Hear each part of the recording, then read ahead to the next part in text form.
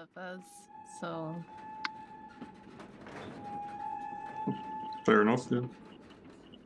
Because we're going to have to go to that island, so if we pass, we have to pass through in the ferry, so, you never know when we'll need it, so... Yeah, that's a good point, actually. I guess if it drives them away, it might be worth having it, so, yeah. So, he's going to have this in-character discussion on the train in a second. I just want to set the scene. So after you've got yourselves on shore, you're soaking wet, it's still, too early in the morning for a train or anything like that. And if you were waiting outside, you would just catch hypothermia. So you decide to go into Catherine's house, where she was abducted from. You light a fire when you're in there. You shove a cabinet in front of the door so nobody can bust in.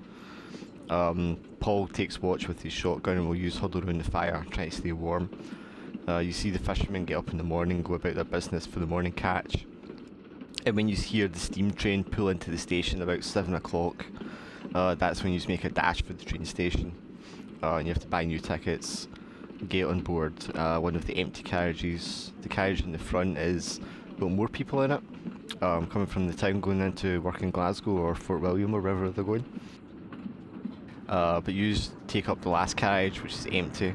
Paul and Catherine sit at one end of the carriage to watch the door just in case, and you and Finlay, or Mildred and Finlay, sorry, you sit up the front of the carriage to keep an eye on the other door. And at this point, you just have the opportunity finally to kind of let your hair down a little bit and relax. And have a conversation on your way back to Glasgow. So that was a journey and a half. So what do you suggest that we do? I think we should get some ammunition, as in, I think we should ask Ian for if he has some shotguns, because if we go on this island, I think we need to be equipped, so... Yes, I think after what happened the last time, we definitely need to be better prepared for every eventuality. I think we need to charter, a boat rather than come back here, because I think we'll get the same situation, so yeah. That sounds like a good idea, yes. Is there any game plan for what we should do when we get there, as in the island? Do you have any suggestions on what we should do? Well, you mentioned the stone, if you just want to bring it up. So that stone was quite helpful, wasn't it? Yes, I think we should try and hang on to that, but in case we run into anything similar again, if it repels these beasts, that then it could well prove handy again. Yeah, I think even... I wonder if, the stone has anything to do with, even, I would say something in the book, but I don't think we should even go there with the book. But I wonder if there's any information on the stone that we can find out and sort of work to our advantage. Do you want to study the stone though? You have it there. Yeah. Do I have to roll? Dice? Roll 2 dice and use best one.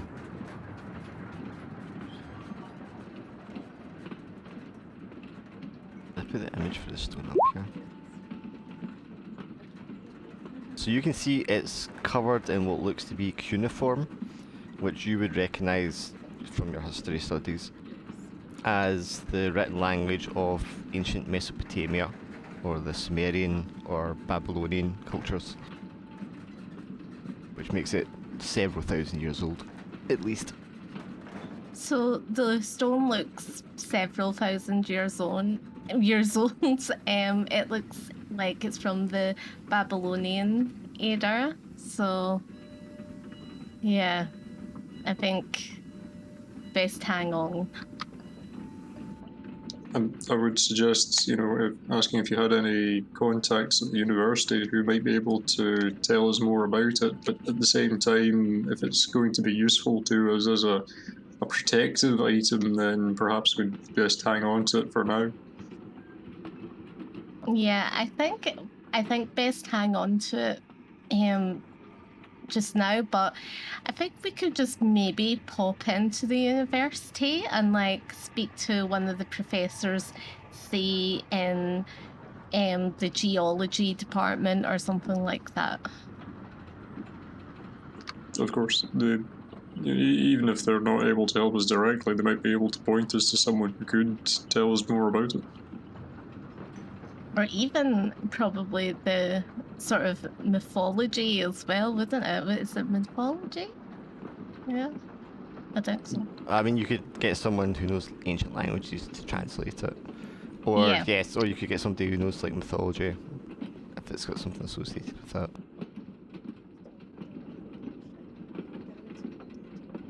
Yeah, I think get tidied up and then go to the university, and then I think we need to meet up with Kane and see what's going on with him.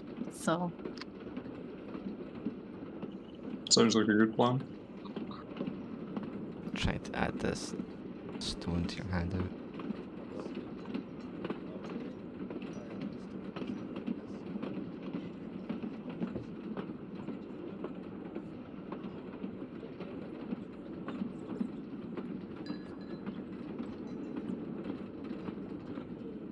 Okay, yeah, there's the stone.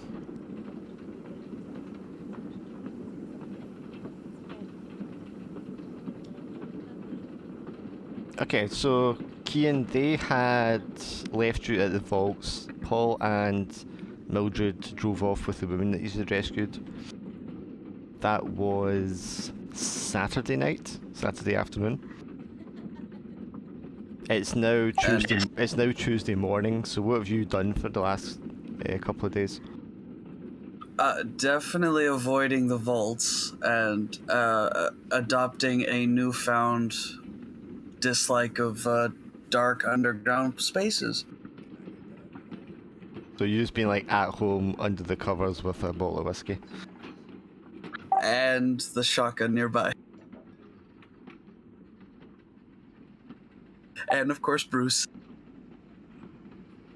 So they had actually went to visit Father Campbell on Sunday after Mass. I take it you didn't attend Mass, or you don't attend Mass? No, not unless Father Campbell like specifically insists. Sure. Were you due to work at the church on the Monday at all?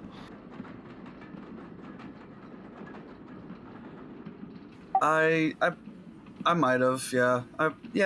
I guess depending on money situation, I probably would have eventually just sucked it up and went to work. Okay, so on the Monday, you go to the church to see Father Campbell about some more work. They need done more plastering, probably, because it's a big job. When you find him, he's in his office at the back of the church, and he's reading over some book, and he looks heavily involved with what he's doing as you walk into the room.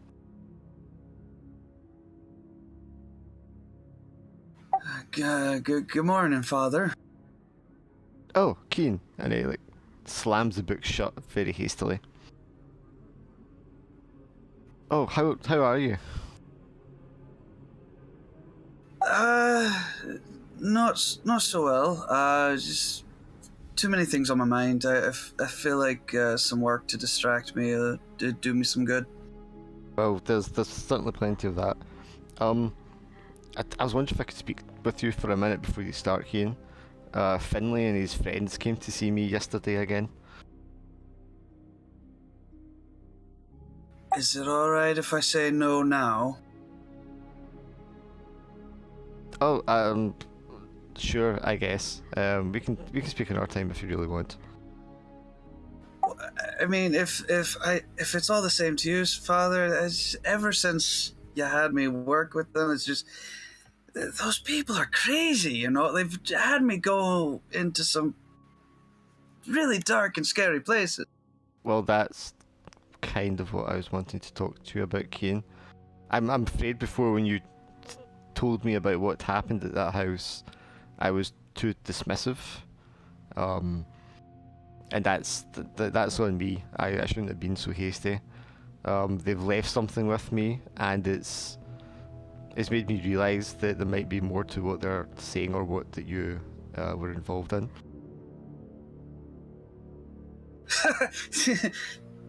What? Yeah, please have a seat. He holds his hands over the book without touching it, as if he's kind of fearful to open it again. This tome that they've left me is disturbing, to say the least. I've had, from what I can make of it, it talks about things that are blasphemous, unholy, and I might even say evil. Oh, I've seen a fair share of that. Yeah, that sounds about right. At first, I thought they were having me on, or they were traumatized in some way. But having read the passages in this and comparing it to what you and Finlay have both told me, I do think something evil is going on. Right. So what was we wanting to talk about, Father? When we get in touch with Finlay again, I would like you to help him, and I'll help him too, because I think there's something here that we need to address. We need to root out whatever it is that this, and he points to the book, is talking about, and make sure that no one is attempting these rituals again. Are you sure you're talking to the right man, Father? I'm really... I mean, you know me. I'm really not the most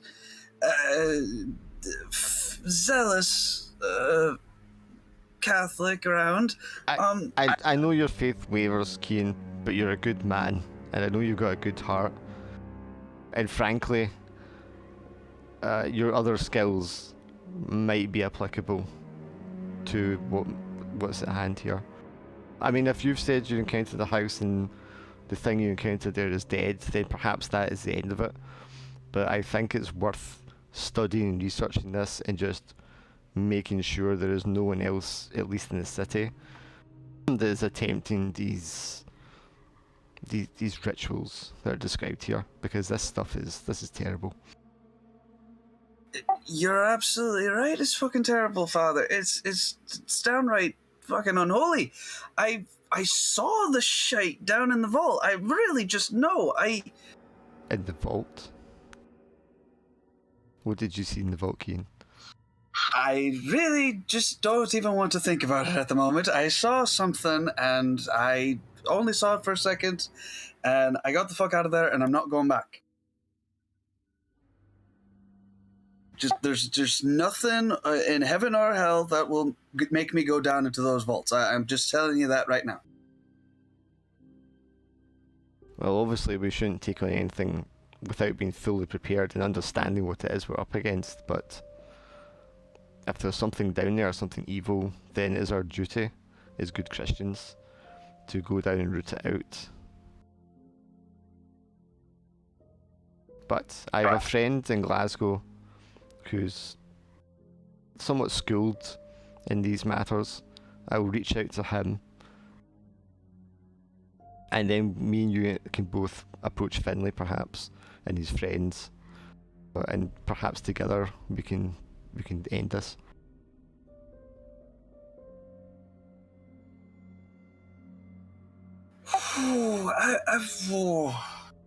But that's for another day, Cian. You go about your work just now and rest. I'll make the phone calls and do my research. We're not going to go into this blind. We're not going to go into this and put ourselves in unnecessary danger, I can assure you. Right. Of course, Father. Yeah, I'll get right on that. And Kian just walks away, I guess. Definitely like mentally cursing the fact that like he doesn't get paid enough for any of this shit. course not. So you go about your work that day, and then, you know, Tuesday will end up being much the same thing. So Tuesday morning, your guys' train arrives back in Glasgow Station. Paul says he's going to take Catherine off to find her husband. And then he's going to have to go home because he has a job to go back to, and his wife's going to wonder where he's been. So he goes, and he's obviously taking a shotgun with him. Immediately you feel a little more vulnerable here in Glasgow without your very large Paul bodyguard to protect you. So you decide to get the train back to Edinburgh.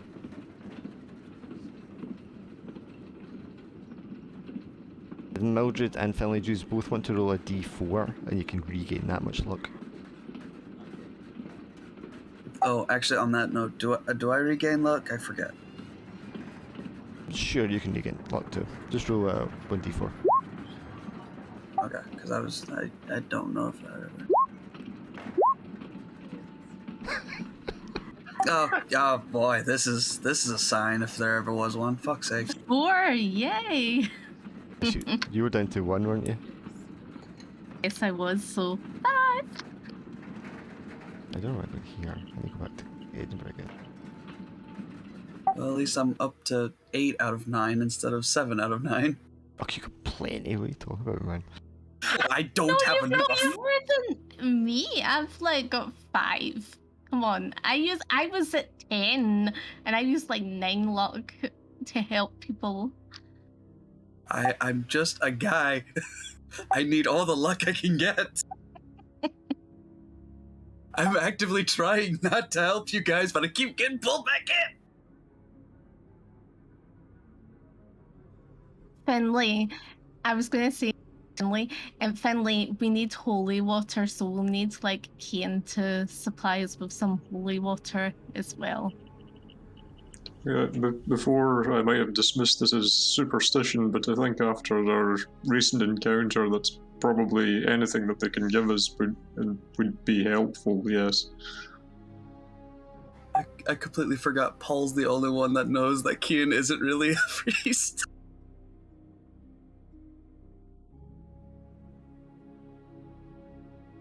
Yeah, so Mildred and Finlay, once you've arrived back in Edinburgh, what do you want to do? Let's just go to the university first, and then get changed, and then meet Kane. I think that's probably the best point. How difficult is it in this era to buy firearms? I mean, could I like reasonably go into a sporting goods store and buy a shotgun? It seems like it would be useful. It's post World War 'Cause I'm the One, same. so there was a lot of kind of sidearms issued that people still had. Obviously, because it's still kind of colonial era. We hadn't started enforcing the gun laws like we have now, so they are a lot more readily available than they were.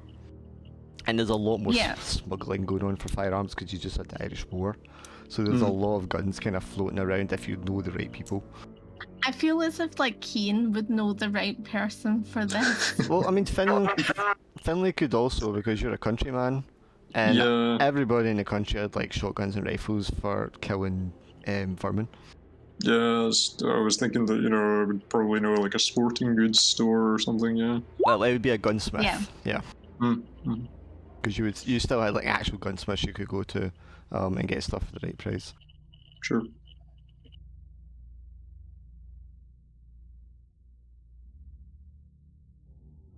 So where do you want to go first? Probably the university for the stone. Yeah, sounds fine. So we go to the what was it you said about the languages department? The sacred languages. Well, ancient languages. It would be. Ancient languages department. So we go there. And we talk to Dr. Thompson. Dr. Thompson. Yes. Dr. Andrew Thompson. Yes, of course. Dr. Andrew Thompson.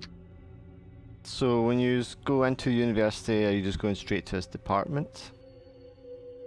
This would be like... Probably best just go straight to the department. I was trying to catch him before he starts his lessons for the day.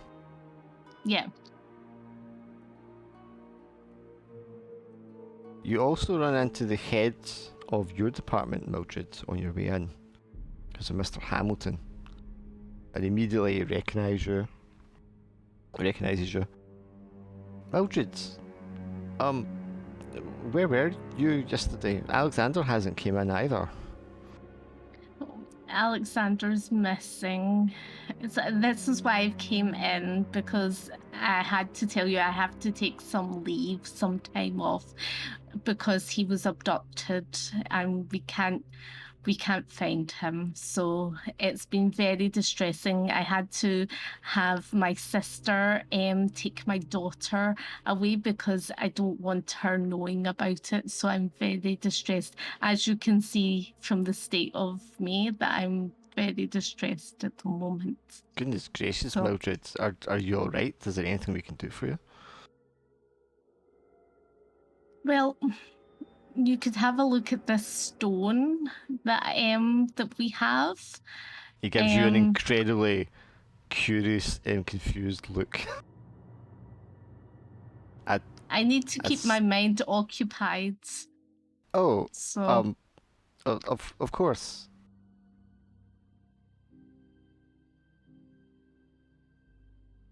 Well, I advise you're probably better taking this to Dr. Thompson. He's the specialist in these languages, this sort of thing. It is an interesting piece. So how did you come about it? this is another time. I'm so stressed just now. I just need to go and speak to Dr. Thompson about this, but we will talk about this another time. Alright, Mildred, I'll inform the department register that you're not going to be in work for, the next couple of days? Let's give it at least a week. Okay, Mildred, I'll try and get your classes covered for you, and Alexander's too, and hopefully this is resolved. Please can you report in later in the week, using the telephone, or if you come in person, just to keep us updated on what's happening. No problem. And he wanders away looking kind of in shock. Just having this dropped on first thing in the morning.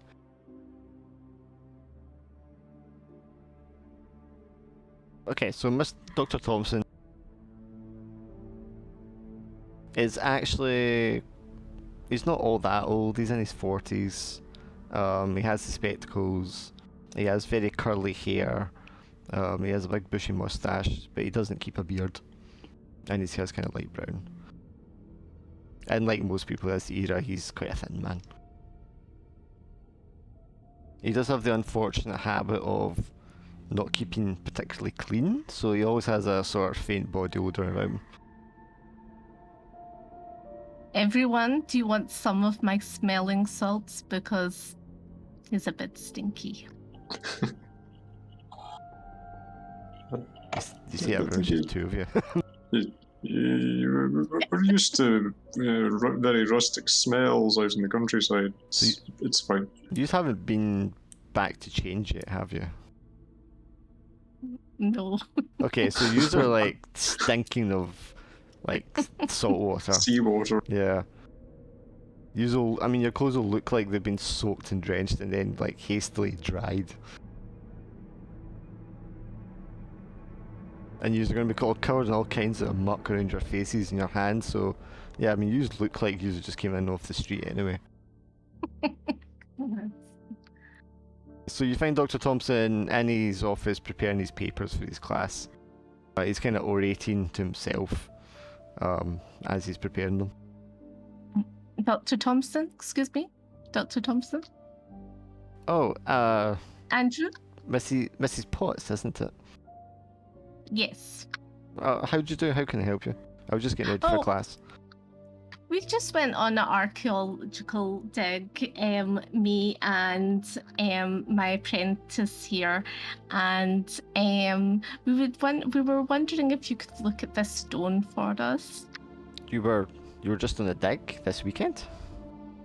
Yes, well, needs must. Oh, where were you digging? I hadn't heard there was one in operation. In the lake. So yeah, a small village. Mallaig? Isn't that on the Yes. west coast? Well, yes. Too much questions, not looking at the stone here, so can you have a look at it for me, There's please? no need to be rude, Mrs. Potts. I'll look. I have a few minutes. Let's see your stone. You present the stones to me. You uncovered this in the lake, Yes. but this isn't native to the British Isles at all. Well, what can I say? We found it in, in the village, and, we went on our dig. So many questions. What does the what do the scribings mean? What are they? Cursory glance, I would say some sort of fertility cultivation deity, perhaps. Dagon, I think, is the appropriate one for the era. Yes, it's certainly some sort of worship, some sort of prayer here, asking for his blessing and bounty of the sea and such. But did you get this on the dig itself, or did you find this as part of a collection? This is from the Middle East. You wouldn't find it here. You asked too many questions. I will answer your questions. I just need a brief overview of what the stone Okay, means. can you roll one dice for me? Because now you're being rude.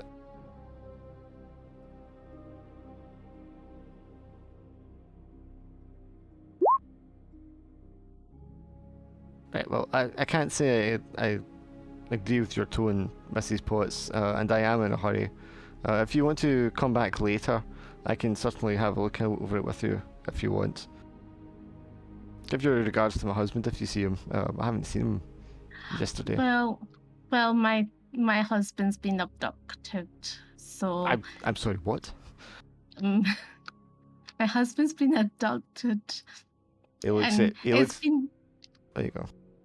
It's been very hard, and this is why I went on this trip, and I don't know why. The stone. You need to help me, because this is the project that's keeping me going, because he was abducted. Oh. He looks at Finlay awkwardly. I think I would just try and, make a kind of, sympathetic glance back and a kind of, it's like that.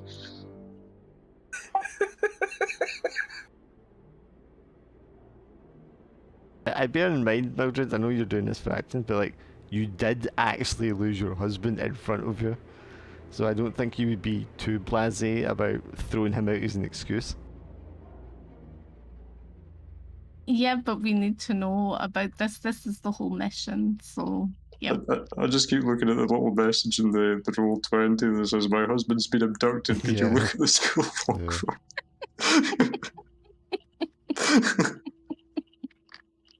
It's good to know that Mildred's like a certified psychopath and just no emotion really. She really is. Right, Can't go to the vaults. Oh no, my husband's dead. How dare you drag me into the vault? I think there were genuine tears, to be fair. To be fair to her, this is her crying out, as in, this is so her. she starts to pretend, but the emotion kind of catches her and she finds herself actually crying. Okay. Yeah. Okay. Oh, I don't know what to say, Miss Potts. That's horrible. Of course, I can make some time this afternoon to look at it further if you want. If it's that important. Good God, he looks at Finlay. He's like, what happened to Mr. Potts? It's a long story. I think it's probably best not to go into it just now. While it's still very raw. It's Mrs. Potts has taken it very hard. Oh yes, understandably so. That's terrible news. I hope he's all right. Yes, I'm sorry, I am in a rush, but yes, please come back later, and I can make some time for you, certainly. Okay.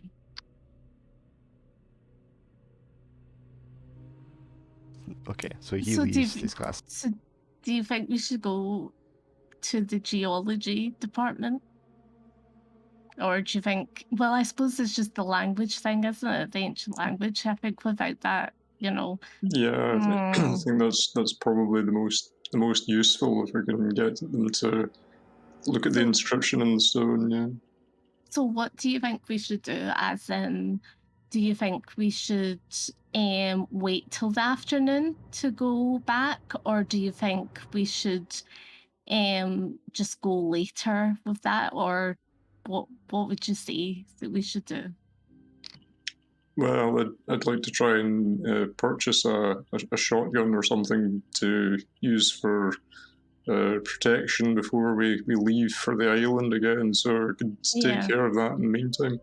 I think how about we get changed and then we go to what's called go and find guns after that, because That's also a yeah. good idea. I think Yeah. probably trying to buy guns while looking in an absolute state maybe might be a bad move. Yeah, I was going to say that. So Okay, so he's going back to Mildred's apartment again. yeah. Okay, so you can wear some of the dead man's clothes. It just gets worse. Sure. So you just go back to her apartment, and it was Finlay that smashed the lamp there, wasn't it? Yes. Okay, yeah, so you go in, Finlay, and immediately your eyes are drawn to where you've left the remains of the lamp that you smashed when you stayed here previously. Don't worry about it, Finlay. We have more pressing things at hand than a lamp. Of course. I'd probably be quite kind of nervous about this at this point. Just kind of recalling what happened at the time. And as you're getting dressed, you're waiting for Finlay. Or maybe Finlay while he's waiting for Mildred to get dressed. You're staring into the fireplace, and there's just remains of ash piling up there from the last time the fire was lit. And you find yourself wondering when was the last time that Alexander was sat here comfortable in front of the fireplace. So where do you want to go after that? Do you just want to go get Keen first, or? Let's go and get Keen first, because he might know the best places to get guns, so yeah.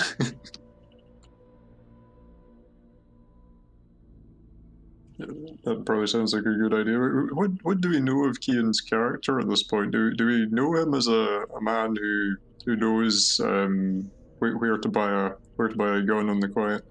I think we think because his character's like what's called, we think his character's like the priest, so we think maybe he knows people from their confession and stuff Let's like be that. real here. You're So- basing it on prejudice because he's Irish. Yeah, no, that's absolutely hilarious to me. I mean, in this case, it's actually true Yeah. out of character, but in character, yeah, it's totally biased. In character, that's completely the only reason you have to think he can secure guns.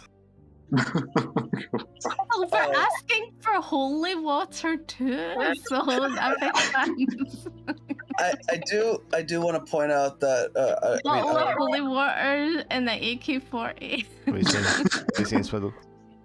I do want to point out that Kian did bring his shotgun whenever Mildred lost her husband, so she at least knows he has a gun. Yes, which just reinforces the stereotype. So yeah, it totally reinforces the stereotype, which is in this case is totally justified.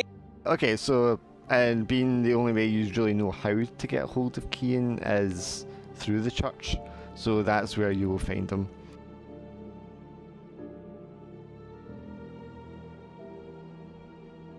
Yes. Hello, Kian.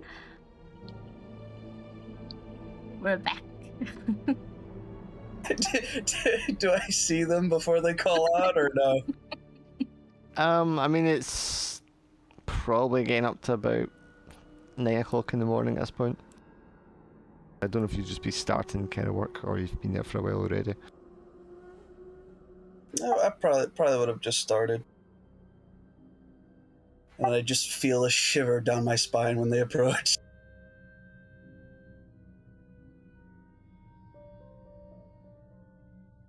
Oh, Jesus. What? Hi, what do you want?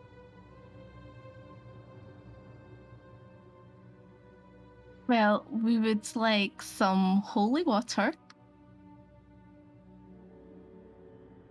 Well, plenty of it inside. I think, Wait, it's Saturday today? It's Tuesday. Oh, God, I got all my days mixed up. Okay.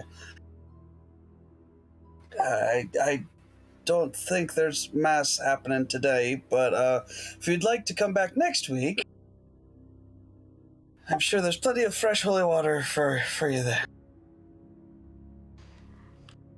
Can you not bless it, or can you get the father to bless it? I'm currently trying to replaster this wall, and you're asking me if I can bless the water. Yes, or get the father to bless the water. Father's inside. You go talk to him. You people have been doing nothing but visiting evil upon me since you've came here the first time. You go. I'm not helping you. Perhaps we should just ask Father Campbell first. Yeah, let's go and ask Father Campbell. Do you want to do the talking? Because I think he thinks I'm crazy, so yeah. I think after last time he thinks we're both crazy, but I'll try. Is Cian taking you to show where the father is, or are you just going to go look for him? He like, yeah, he'll quickly take them and just very briskly and bluntly take them directly to the father, and then as soon as he does, he's going to try to take his first chance out of there. Okay, so you take him to the office, but he's not in his office. What the fuck? Father, where are you? I guess I'll search. I mean, at this stage, I think I would know where like the more likely spots I could find him, if not in his office. So Sure, I guess I'll check. Yeah, Maybe you check the basement. don't see him. Stop me again. You're not going to see him in the usual places you expect to see him in. But you do notice that the basement door is open and it's not usually open.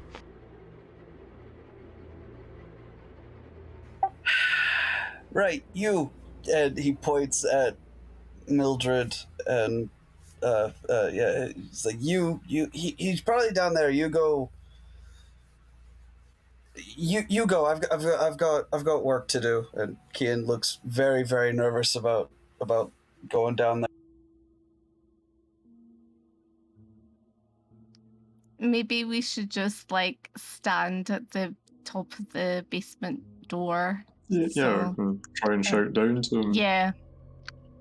So we'll shout down at Father, are you in? We're hoping we could speak to you a moment. Sure, you hear a click, a thunk, and then a shuffling noise in the darkness below.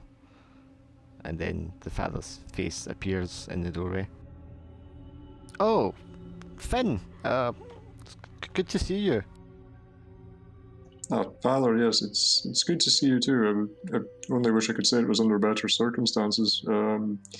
We've had another. There's been incident since we last spoke. There's some very strange business in Mali, but there's probably time to go into that another time. Have you had any trouble with that book at all? How are you getting on with that? Oh, no trouble at all. I was just checking on it to make sure it was locked away securely. He closes the basement door behind him, locks it with the key, and comes up the stairs. Yes, I was just speaking to Cian the other day about it. I've had a look at it, and I've called a friend of mine who's a lot more knowledgeable of these sort of things, and he's agreed to take a look at it as well. He has a couple of similar volumes that he keeps under protection in the Glasgow Cathedral. That's very kind of you. Any insight that you could lend to us into this matter would be greatly appreciated. Of course, of course. You said you've encountered something else? It's yes, we tried to take we tried to get to the bottom of this by tracing the line of information back to an island, the island of Rum. We believe the local laird has some kind of involvement in all this, but when we went to try and see him, we had a very strange encounter with the locals. They seem to be honest, they seem to be worshipping some kind of graven idol. It's all very strange business. And again, we saw strange apparitions like around the shores of the seafront there. It was a bizarre happening.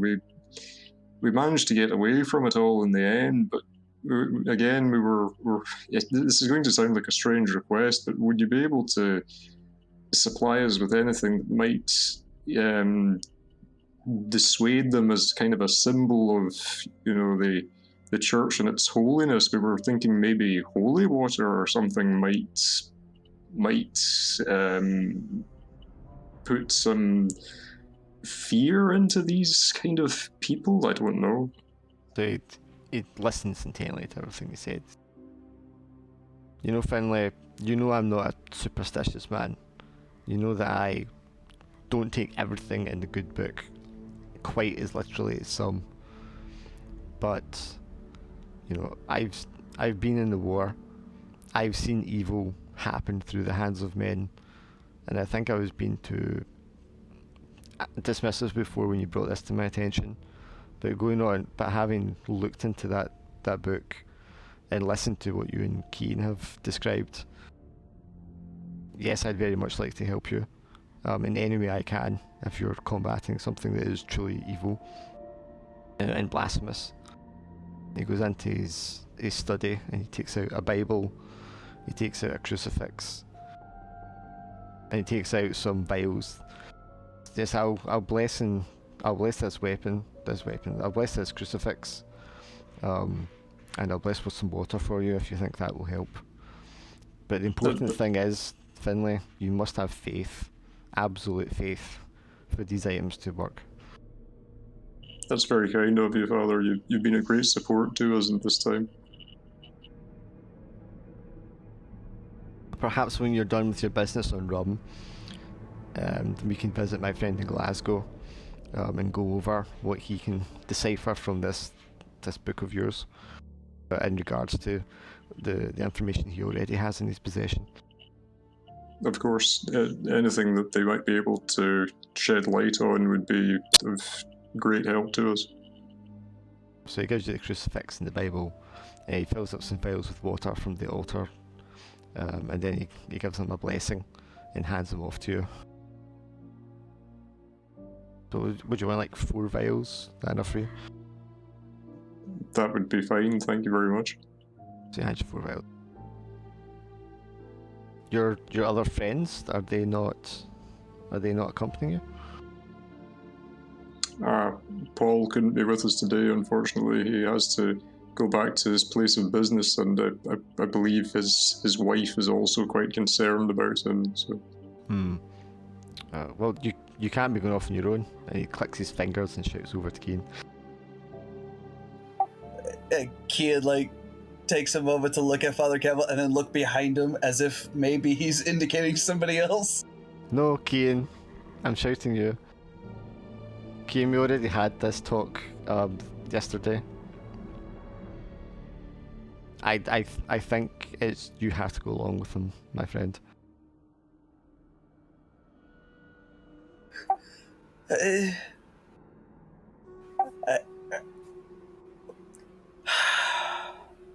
Just to put Keane's mind at rest, Mrs. Potts and Finlay, what's the nature of the thing that you're investigating in this island?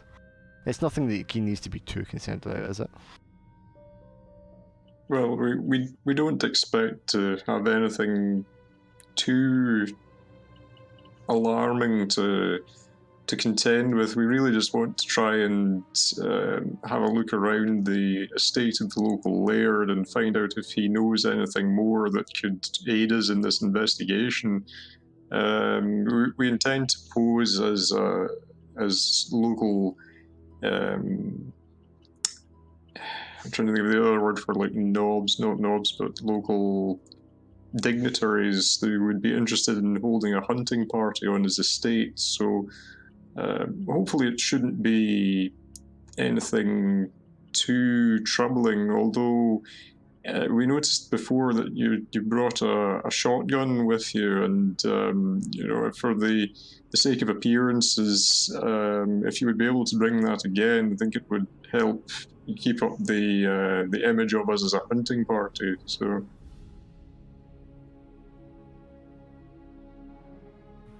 So just because I'm Irish and I have a gun, you think I'm gonna get you more guns? Well, I never said that we were looking for more, but if you were able to, then maybe another shotgun of similar type and make would be a useful thing to have with us. Maybe 2. Yes, 2.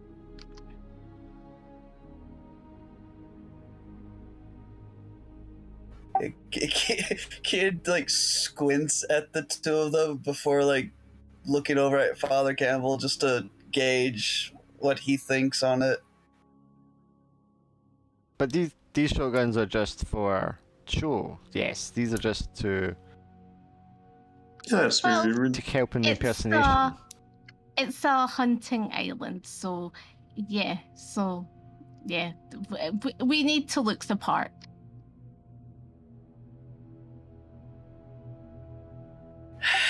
I'll see what I can do.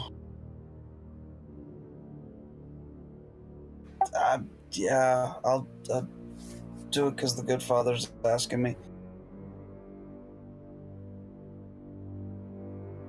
Is this a illegitimate source, Keen, or are you just going to go to like a normal gunsmith? Probably illegitimate. I mean, the war was only like 2 years ago, wasn't it? Yes, it was very recent. Yeah, so I imagine some old gun running contacts of mine. I can probably. Yeah, but there was a lot of like sympathetic supporters in Scotland as well, so Yeah. operations would definitely have happened. And it's not like I'm asking to, get a giant crate of shotguns and grenades. It's just 2 hunting guns, maybe some shells for them. So this is Father talking. You said you encountered some trouble in Lake. Are you going to be returning there in order to reach this island? No, we're charting a boat.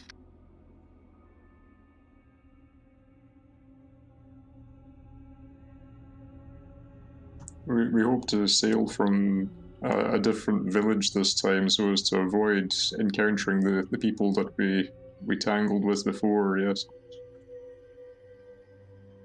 I see. Well, may the Lord be with you. I will say a prayer for you. Thank you, Father. You've been a great help to us as always. Of course, best of luck. I'm sure we'll meet again soon enough.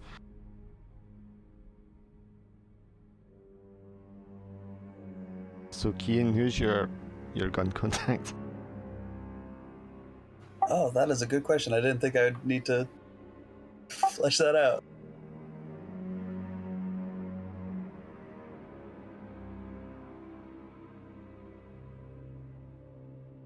Oh, my mind is drawing a blank. I apologize. I'm trying not to think of like something like a name that's just so comedically Irish as to borderline on racism. You're right. I mean, Jack Sean O'Malley. Smith or something. Irish names are not going to be racist. There's plenty of people with them. Yeah, to be honest, yeah. Jack Muddy or something. Yeah, fucking, yeah, sure, why not? Go with good old Jack. Muddy's not Irish, is it? Yes. I thought it came from Moray, which is the Scottish one. Oh well. Sure, so Jack Murray, is he in Edinburgh or is he in Glasgow? Glasgow being the port where most of the Irish are settled. Yeah, I would imagine the port, because I imagine that's where Kean did most of his illegitimate gun running. Mm-hmm, sure. Would you be able to telephone him or would you have to go see him in person? I could probably just telephone him, call him up. So is telephone in like a bar that he's usually in or something like that? Most people didn't have a telephone at this point. Oh right, fuck. Yeah. So yeah, and yeah, he's Irish. He's probably at a bar. What's that Celtic pub called, hun? That's down the road. It's not the Brazen Head. Brazen Edge, yes, that's the one. That would have been there at this point. It's extremely Irish, so let's say it's at the Brazen Head. Sure, so you're able to use... I mean, the church will have a telephone. I mean, you're able to call them up from there. I'm not going to do a bad Irish accent. But by the time you get through to him, and it's very loud, even this early in, because people are like cleaning up and getting things prepared and opened. Right. And he sounds like he's already had a couple, despite it being this early. Yes. Yeah. Yes. Hey Jack, it's Kean. What Keen? Kean O'Doyle, man. You know, we used to 2 years ago. I'm afraid I don't know what you're talking about, Keen. Mate, we. I'm just pulling your leg. What's up? It's not really the time of that. I just need just a couple items. I'm helping some folks out, and they're asking for some shotguns. Guns? At the very least, yeah. If you happen to have any, lying around. At this time in the morning. I mean, I just need two. Which I can, Keen? I'm sorry, what did you say? What do you think I am? Do you think I've just got guns lying around? Well, you might. I don't know. I was just checking. Have they got money? We have money. Yeah, I think we can pay a reasonable amount for it. Yeah.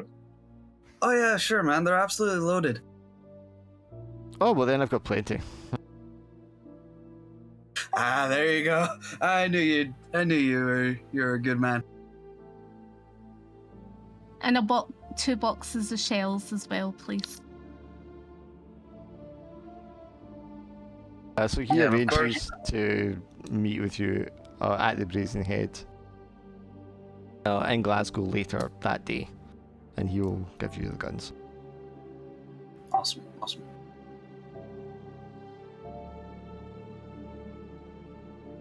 What is... I don't think any of you are rich, are you? Okay, so Mildred Well, I and suppose I've got Finlay... some money. Yeah, Mildred Yeah. and Finlay, if you can both roll 1 dice. 'Cause that's your credit in. Because you've already forked out for stuff. Right, you're fine. Oh, was that a 4-year old ton? Yes. Right, okay, yeah, you're both okay. It's going to cost you... You don't have much petty cash left on hand after this. But you've got enough to buy this off this guy just now. As well as your train tickets and whatnot.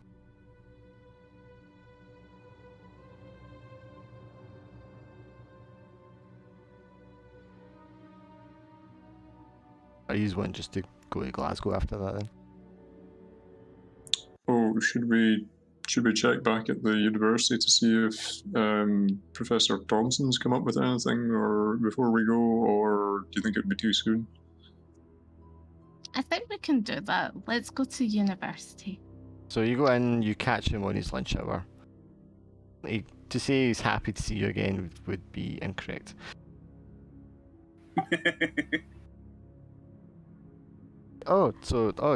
You came back so soon. Yes, okay, let's get this over with. So he takes your stone. What is it you want to know about the stone? More so than you know already. Has it got any sort of, sort of mantra or sort of chant or something? Some sort of message or symbol or.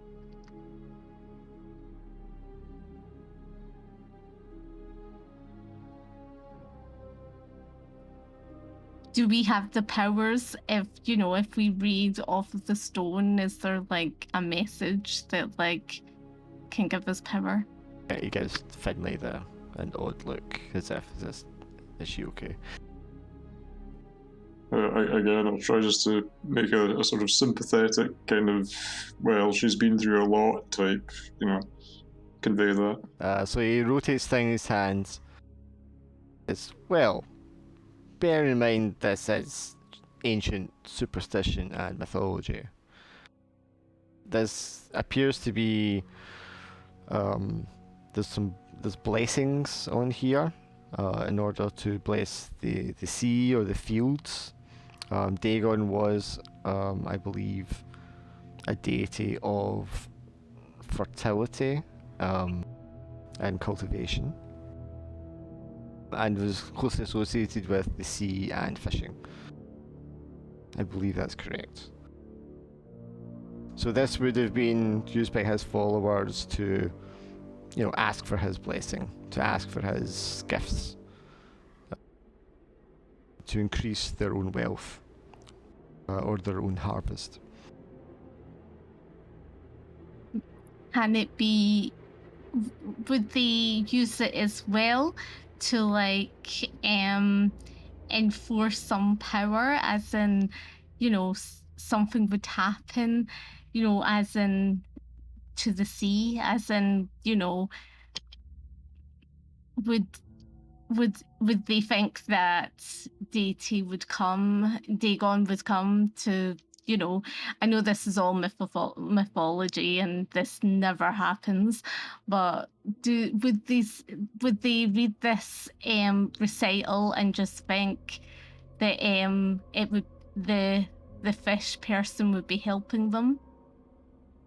Well, I mean, this is purely speculation, of course, but you could possibly foresee it was involved in some sort of ritual or ceremony or festival or celebration of some sort. The same way many cultures celebrate the solstice.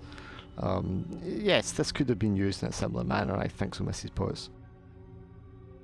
It's, of course, it's incomplete. You can see it's been split at the bottom here. I think this is part of a larger ornament. Have you got the text there? Oh, well, the text of the stone? Yes. Oh, well, we could do this, and he gets some tracing paper and a stick of wax, and he rubs it on the stone. You've surely done this yourself with archaeological pieces. Yes. But do you have can you maybe possibly just now write it out for us? Well, it shows you the paper that is just rubbed with the wax, giving an imprint of the writing on the stone. This is as good a copy as you'll need of the writings on this particular item. Where are you planning on storing this? This is a very valuable piece. We are going to donate it to the gallery eventually, but we're just going to study it a wee bit more. But this is invaluable information. But you will see it at the university gallery at some point. Of course, Mildred. I mean, have you got insurance out for something like this? I mean, it is very valuable. We have thought about that, so that's one item on our agenda. Okay, so, you yes. shouldn't be just carrying it about in your pocket. Do you understand? No, I understand. Definitely. Well, thank you for your help. This has been good, and I will let you know how well, if they get my husband back or not, and how I'm doing. Okay, at the end of the week. Of course, Mrs. Potts. Best of luck to you and your husband. Thank you. Have a good day. I'm pretty sure Okay. everyone by this point thinks Mildred's gone crazy. Okay. Kian was already on that. Okay, so basically, I think that we could use this to our advantage. Would we be able to read back the inscription in a time of need? I think we could read back the inscription if we end up in some shaky area Well, I in mean, the you island. can't read cuneiform, so you wouldn't be able to read it word for word. You don't possess that knowledge. Oh, okay. Yeah, I mean, you know the gist of what it's saying, but you don't know like the actual precise words. And he's not going to sit and like write out the stone's whole translation just now.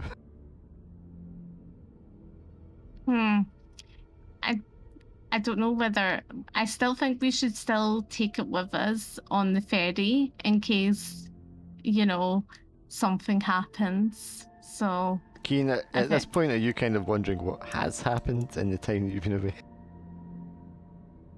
Briefly, but like the whole time that she's talking, Kian's just looking at this rock with a bunch of scratches on it, is just going, but it's a fucking rock. Like, she's talking about, like, we should definitely bring this for protection and just in case something happens, and he's just thinking in his head, like, what are you gonna do? Bash it over someone's head?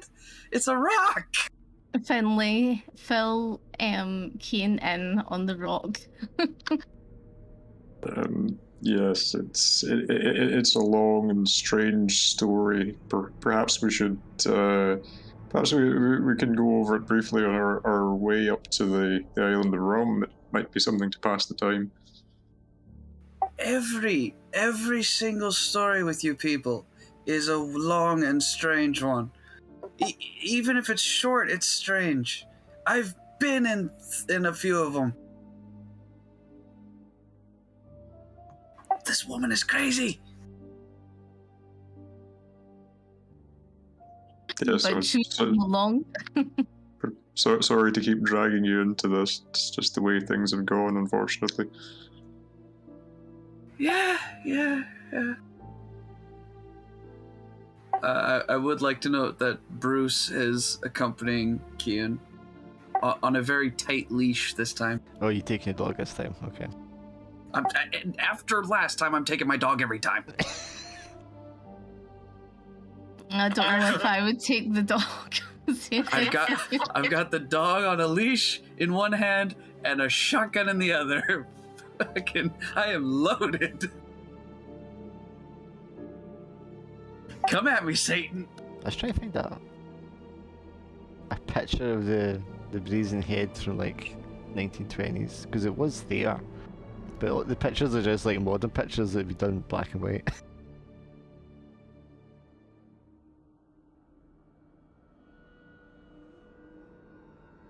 Oh, I forgot to say, like, the way I'm dressed is like I'm dressed with like trousers on and boots on, because like I feel like I'm not gonna wear like a dress or anything like that. I'm just gonna dress like safari. Yeah. So Like you're yeah. so like as if you're going on a dig or something. Yeah.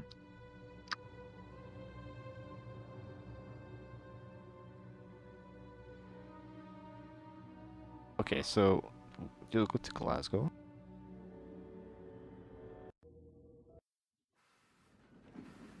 We'll just use this for now.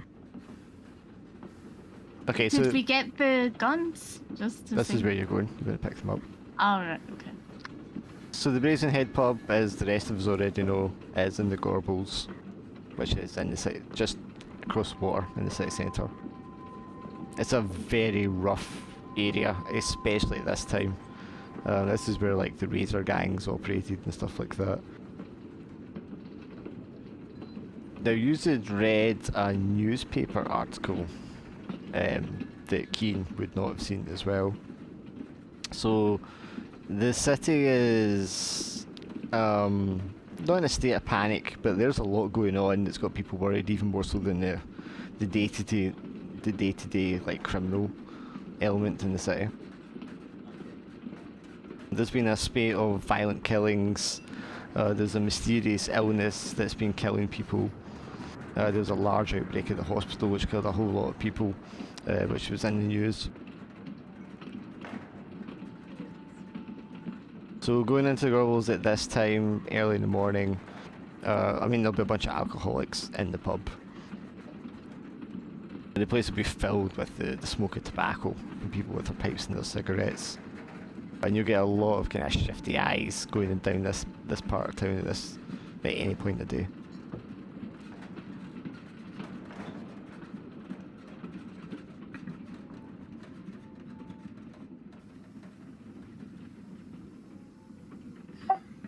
Do I see Jack anywhere?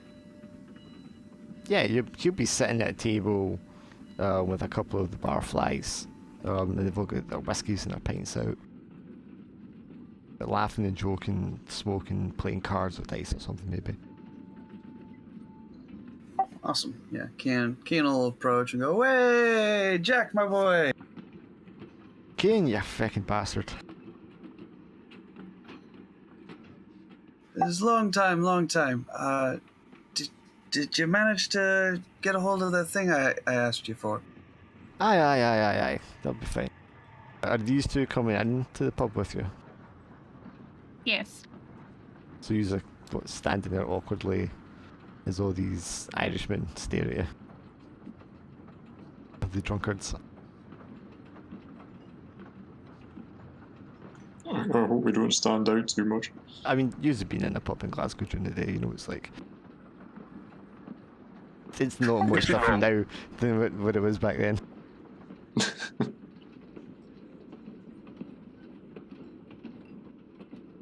Yeah, I got your things, yes, no problem, Keen.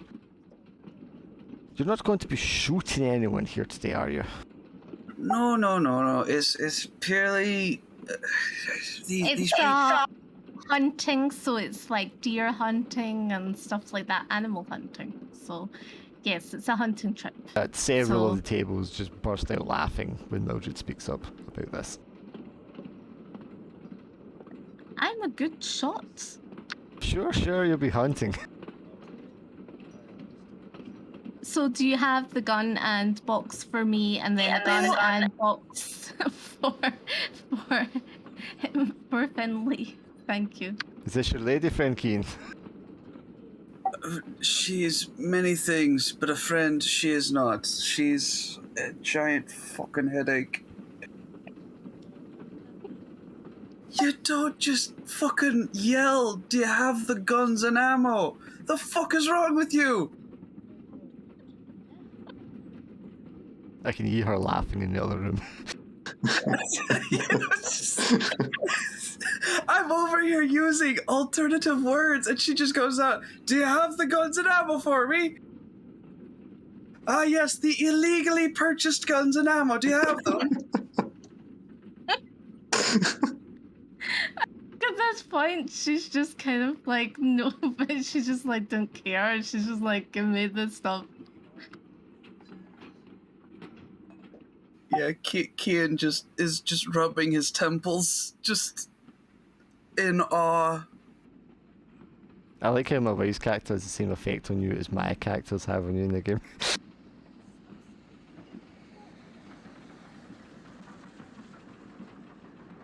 No, Jack. She's not my friend. But she's the one that's buying the guns and ammo. Right, well, just to be saying, Kane, you need to get her shut up. She can't be walking around saying shit like that. I'm fucking trying, man. I really am. Oh boy, you don't know what it's like, but for me the past few days, this woman, it's just, it's nothing but pain. And, who's the fella?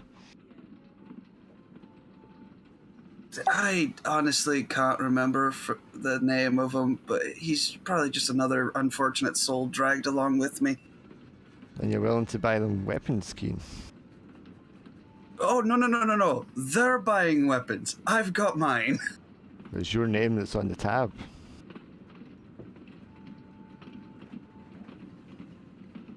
I don't want to be giving you these, Keen, and then I read about a mass murder the next day. I promise you, man.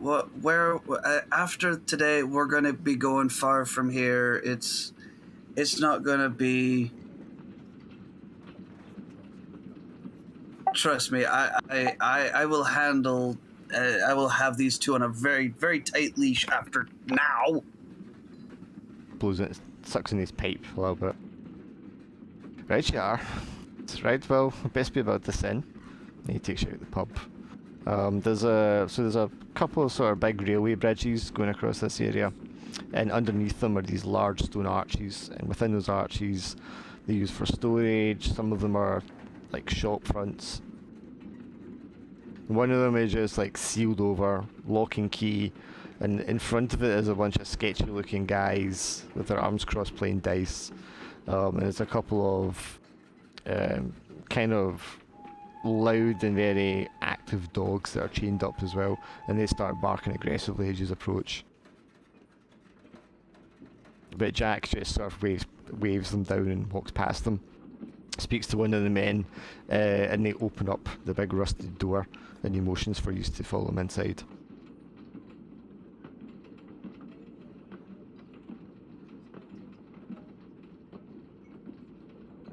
Yeah. Kean will follow inside. Use this for now. So they're larger than this because they're like big arches. They're not like little tunnels and stuff, but it is similar to the vaults. Yeah, it's just similar enough that Kean like hesitates every now and again, but just tries to shake it off and keep on going. But yeah, so he gives you, he tells you how much it's going to be. He needs to exchange the money, and then he gives you 2 single-barrel sawn-off shotguns, and a couple of boxes of shells. Right, you are. Now you know which end to point, miss. Yes, I do. So don't be pointing it to anyone with a head. No, that's not the plan. Maybe monsters, but not Monsters? actual people. Right, you are. Mildred. Joking. Okay, so after you've got your guns, what's your next step? Well, to charter a boat. So for you in Finlay, this would be using up the last of your available funds.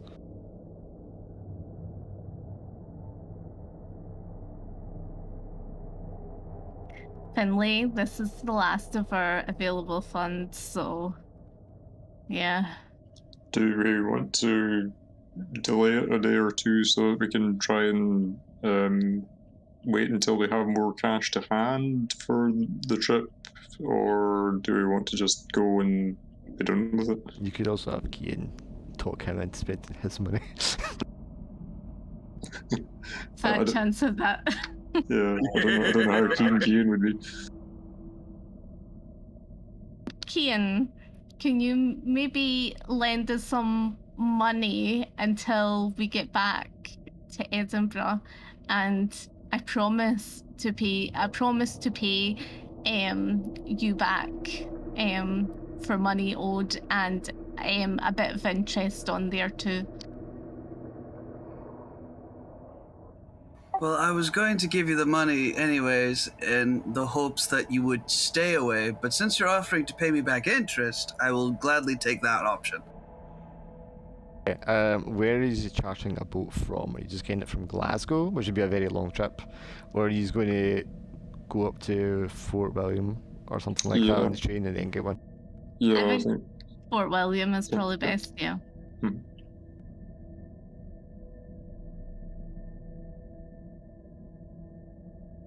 Kian. I was gonna say, is this not like quite late? What? In the day? Yeah. 9, 10. Oh, you went there at lunchtime, didn't you? Yeah, I mean, it'll be evening by the time you charter a boat. Maybe we should just have, when we're at Fort William, get some lodgings. And stay over in Fort William somewhere. Maybe we shouldn't stay at Fort William. Maybe we should just be on the boat and we can just be on the boat. Yeah. We could wait another day and go in the morning maybe. Yeah, that might be a plan. Just stay at like a hotel in Fort William or a B&B type thing. Not thinking even in Fort William. I just keep thinking the situation that happened. Do you want to stay in Glasgow overnight then? Well, not really, because she said about the illness and the violent Well, your sister attacks. stays in Glasgow, does she not? Oh, I suppose we could stay at Cynthia's house. That seems to be a plan. Yeah. If she would be willing to put us up, then that would be great. Yeah, let's do that then. So we head to Cynthia's. Okay, so where does Cynthia stay in Glasgow? Cynthia stays in Annie's Land, and the Annie's Land at that point is like a farm.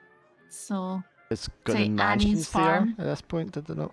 oh, it is Annie's Land Mansions. Yeah, so she stays in Annie's Land Mansions. So is she married to someone rich? Yes. And yeah, and what does her husband do? Her husband is a architect. Well, he's a developer. He develops housing. So a landowner. He's like landowner. Okay, Yeah. does he own Annie's farm? Yes.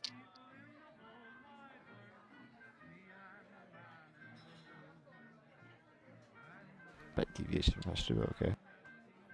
Yeah, well, a bit of general knowledge on Annie's farm was, it was about like there was a little girl that was called Annie that lived in Annie's Land, and she passed away when she was like 8 or 9 years old or something like that, and they then called it Annie's farm. So is it called Annie's Land yeah. by this time?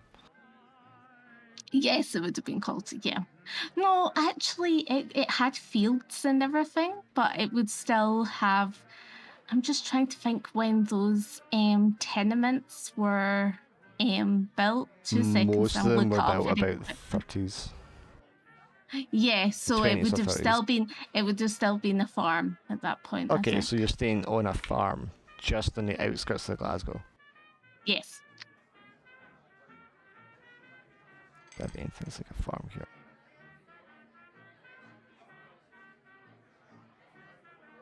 I don't know, I'm just gonna be here. Right, okay. So yes, Mildred takes you on a tram and then on a taxi cab out to a farm just on the outskirts of Glasgow's West End. Along the Great Western Road, which is this massive long straight road.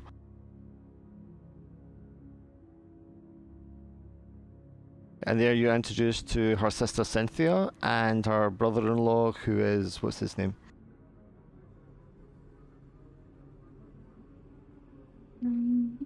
Robert. Robert what? Oh no, let's say Alistair McKinley. That sounds quite a nice name. Got a lot of very Scottish names in this game.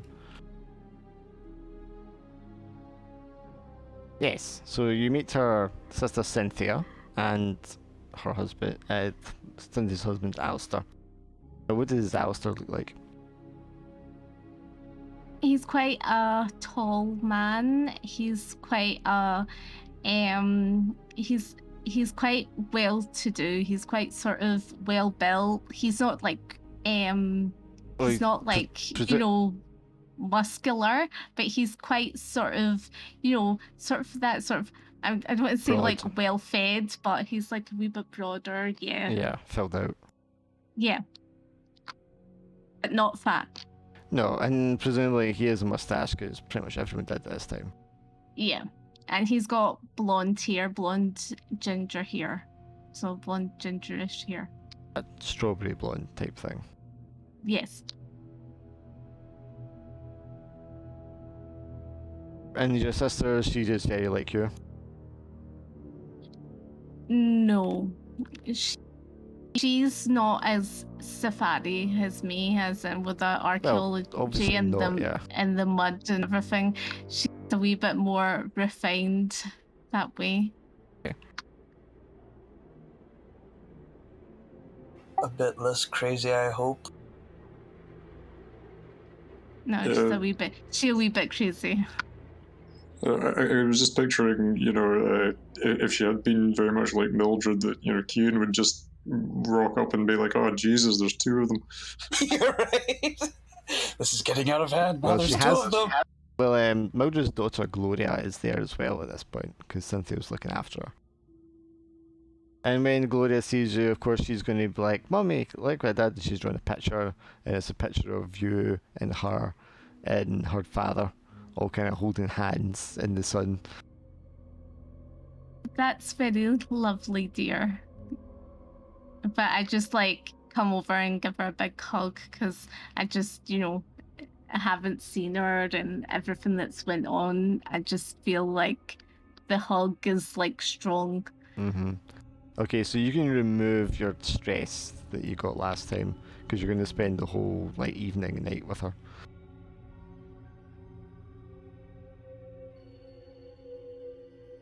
Finlay and Cian, you go out with Alistair and he's showing you the farm that evening. And you are out for just a walk and a smoke and a chat. And he's asking how is Mildred, is she doing well? They're really worried about her. And they're really worried about what's happened to her husband Alexander. Just want to make sure that, she's been looked after. We're doing everything we can to make sure that she's all right. And she does seem to be taking it quite hard at this time. Yeah, that's understandably. You're going to an island? I mean, what's that all about? I think she's hoping that the trip will do her some good to take her mind off it, but it's in conjunction with her work that I think she's hoping that if she's able to throw herself into her research and her studies, that it will help keep her mind occupied. Right, I suppose that makes sense. And are you a friend as well, Cian? She hasn't mentioned you before. A very recent work-related acquaintance. Oh, really? So you're an archaeologist too? Cian's helping us out with the stake. He's not a regular archaeologist from the university, but he's providing some assistance to us on this one, and I think he's hoping that he might get kept on for a long-term job if this goes well. So. Yeah, that's about it. Yeah, amateur dabbling. You get the sense, Cian, that he's realizing you're like a labourer or something like that, and he's looking down his nose at you a little bit. Yep, that's a look I'm used to. Fucking Irish coming over here and taking all the jobs. Yep. Yeah, other than that, you just have a uneventful kind of evening. You just have a nice meal, it's a nice comfortable apartment that they live in. And these kind of newly built mansion houses. They've got their own servants, which you're not used to. And it's a very calm, pleasant evening. Do you have the stone with you? I think we would at this point, yeah. Yes. Okay, who has the stone in their room when they're sleeping?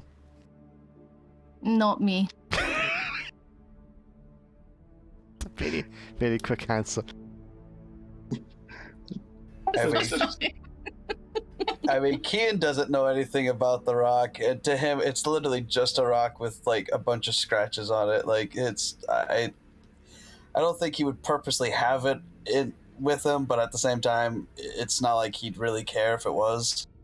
Well, I mean, would Finley and Cian be like put up together in a guest room or something? Probably would be, I think, yeah. Okay, so you're Sure, both. why not? Get the both of us. Yeah, so Mildred's quite insistent that you keep the stone in your room. And Mildred, you'll have like your own room there with Gloria that you're, because you come stay all the time anyway. Yeah. Good at impersonating.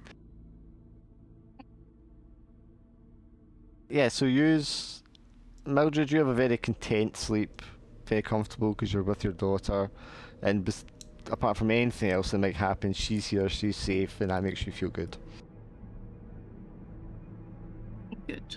Finley, you are like rolling and sweating and pulling the covers back all night.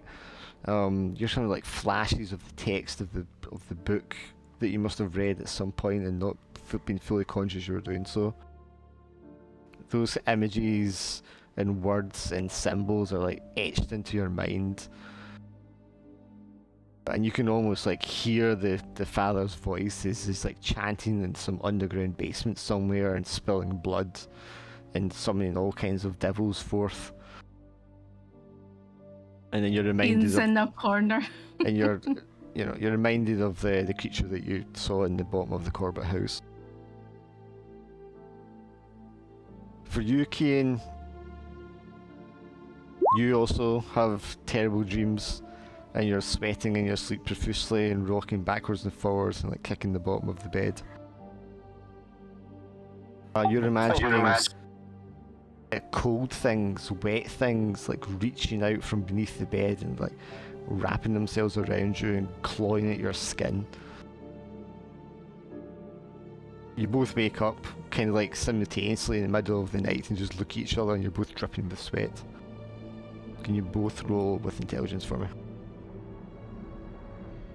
Hey, I'm dumb. What does that mean? 2 dice, pick first. 2d6 or 2d6, yes. hey.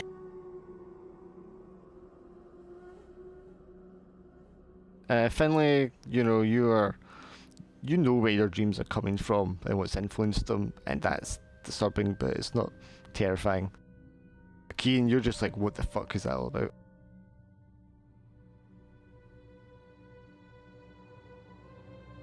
Yeah, probably. Just Cian will just definitely like reach over for Bruce, and just pat him on the head, and just try to comfort himself more than anything. But The dog is barking in the middle of the night at the stone, which is sat on the dresser at the end of the room. oh, for fuck's sakes, Bruce, we're not doing this shit again. The dog refuses to stop barking until either it's taken out of the room or the stone is removed from the room.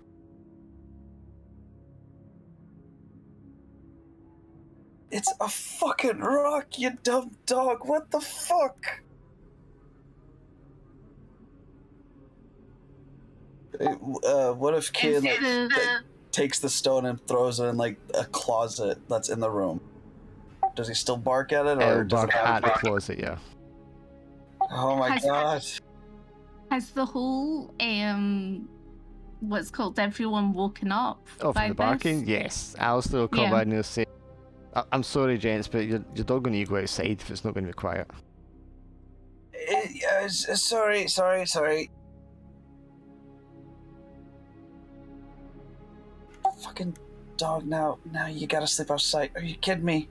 You're outside, tying him up, and he's giving you that puppy dog look, just like, why me? I'm just trying to protect you. Don't look at me. You're the one who's barking at a fucking rock. Yeah. Cian will spend like several minutes having an argument with the dog, who's very clearly not saying anything. You could have stayed up there, behaving yourself, and you could have had a nice sleep with me in a very, very posh and comfy bed. But no, you had to go and bark off your freaking head, and now everyone's already up. But morning comes, you have a good breakfast, and you catch the first train available out to Fort William.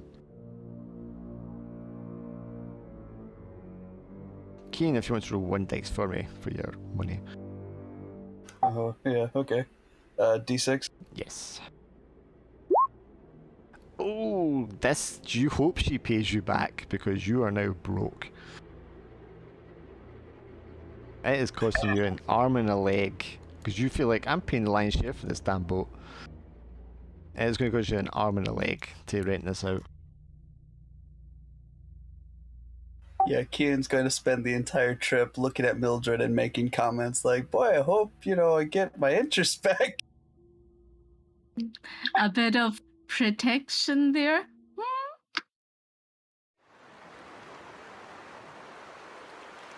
Oh, yeah, we'll see. We'll see.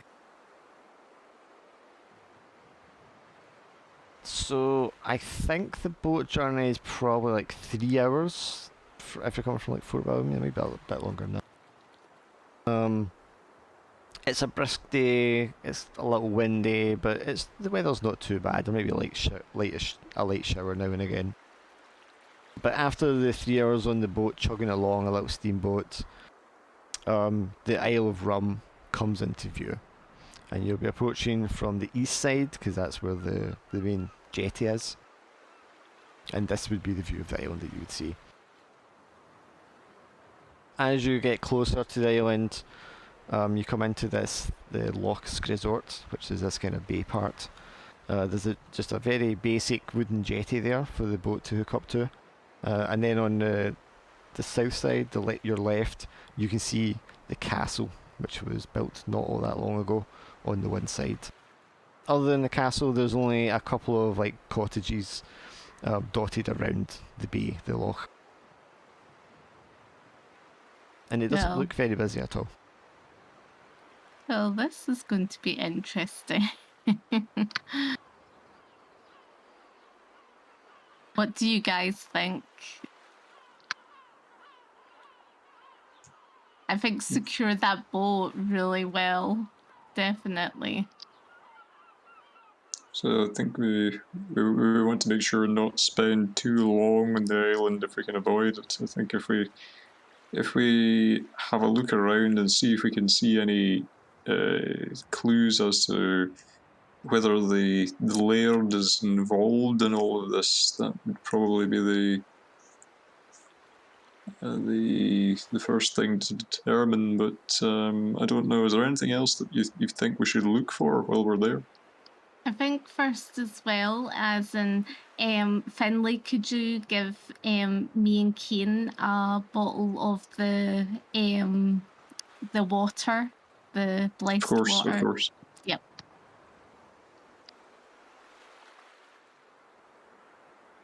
Someone must have like seen your boat approach, which they easily would be able to do from the castle or anywhere else at this part of the island. Because when by the time you arrive at the jetty, a man is standing there who looks to be in his sort of mid-50s. He's quite thin, grey hair, just hints of black of it around the edges of his hairline. He's got a very worn outdoor face. Finley, I mean, you might recognise him as being somebody who's obviously spent a lot of time outdoors. He's got that kind of rustic country vibe to him. He's got the boots and the big pantaloons, and the green jacket. He's got a cane similar to yourself, and he has a pipe in his mouth, although it's not lit. And he has quite a stern look about him, and he's standing next to one of these motor cars. And he's waiting for you as you get off of the ferry.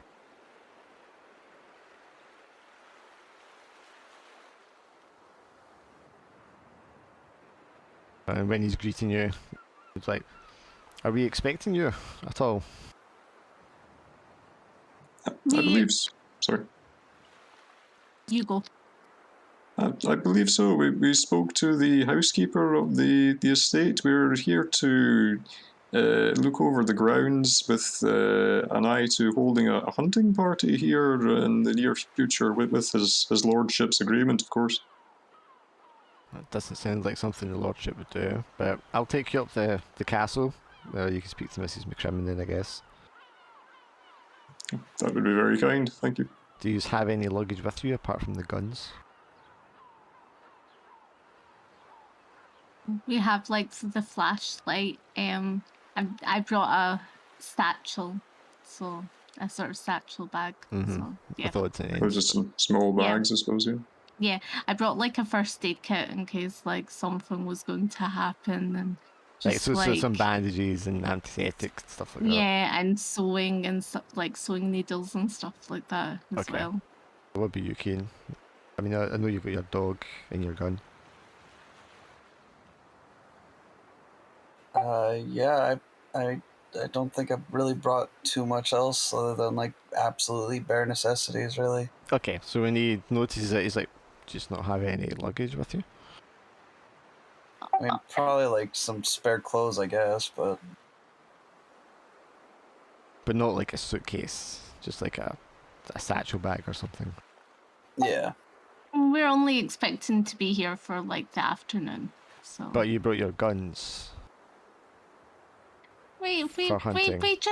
we carry our guns around with us quite a bit. You know, we're quite protective of, you know, having, you know, Well, yeah. we're coming to see what the state of the game on the island is. I mean, it would seem a shame to come here and merely look. We'd just like to get a feel for what might be out there, and if, you know, again, as I say, with the full permission of the estate, if the opportunity presents itself to, you know, partake of the fine game that I'm sure must be available, then it would seem impolite not to take the opportunity.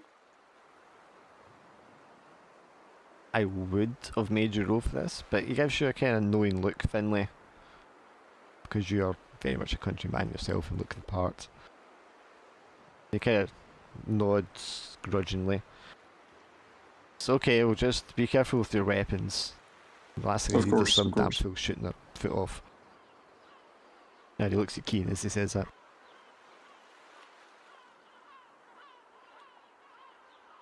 Oh boy. It's a very short trip from the jetty to the castle.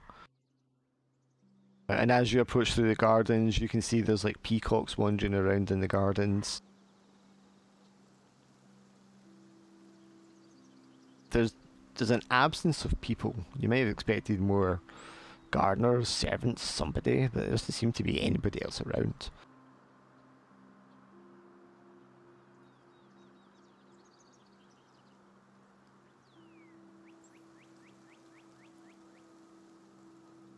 It says black and white photo you can see. Yes.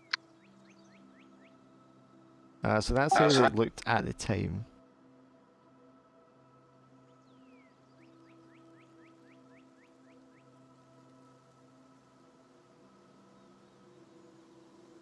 And that's how it looks like when you actually see it.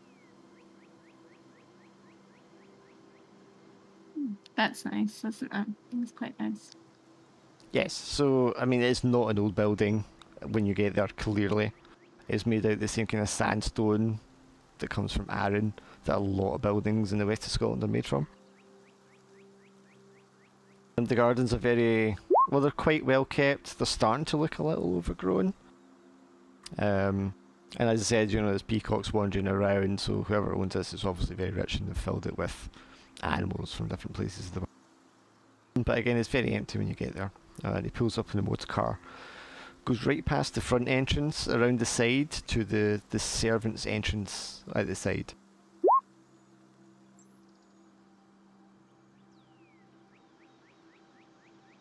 As well, I would take your luggage normally, but since you don't have any, I guess you might as well.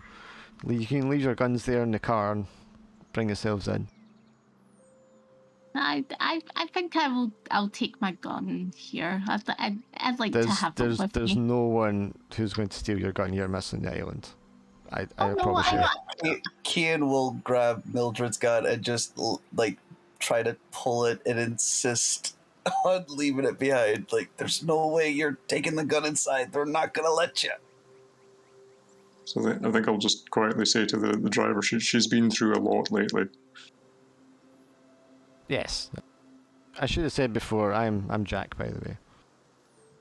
Jack, nice to meet you. Shall we find Mrs. McCrin? She's normally in the kitchen. That would be fine, thank you.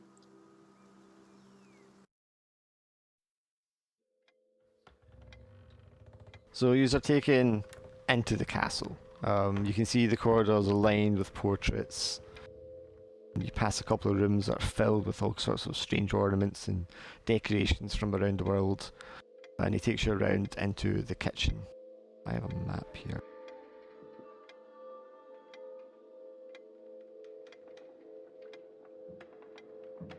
Now, why on earth would you need a map? Well, if you want to explore, but that'll give you an idea of the layout where things are, if you need it. Anyway, so he takes you into the kitchen.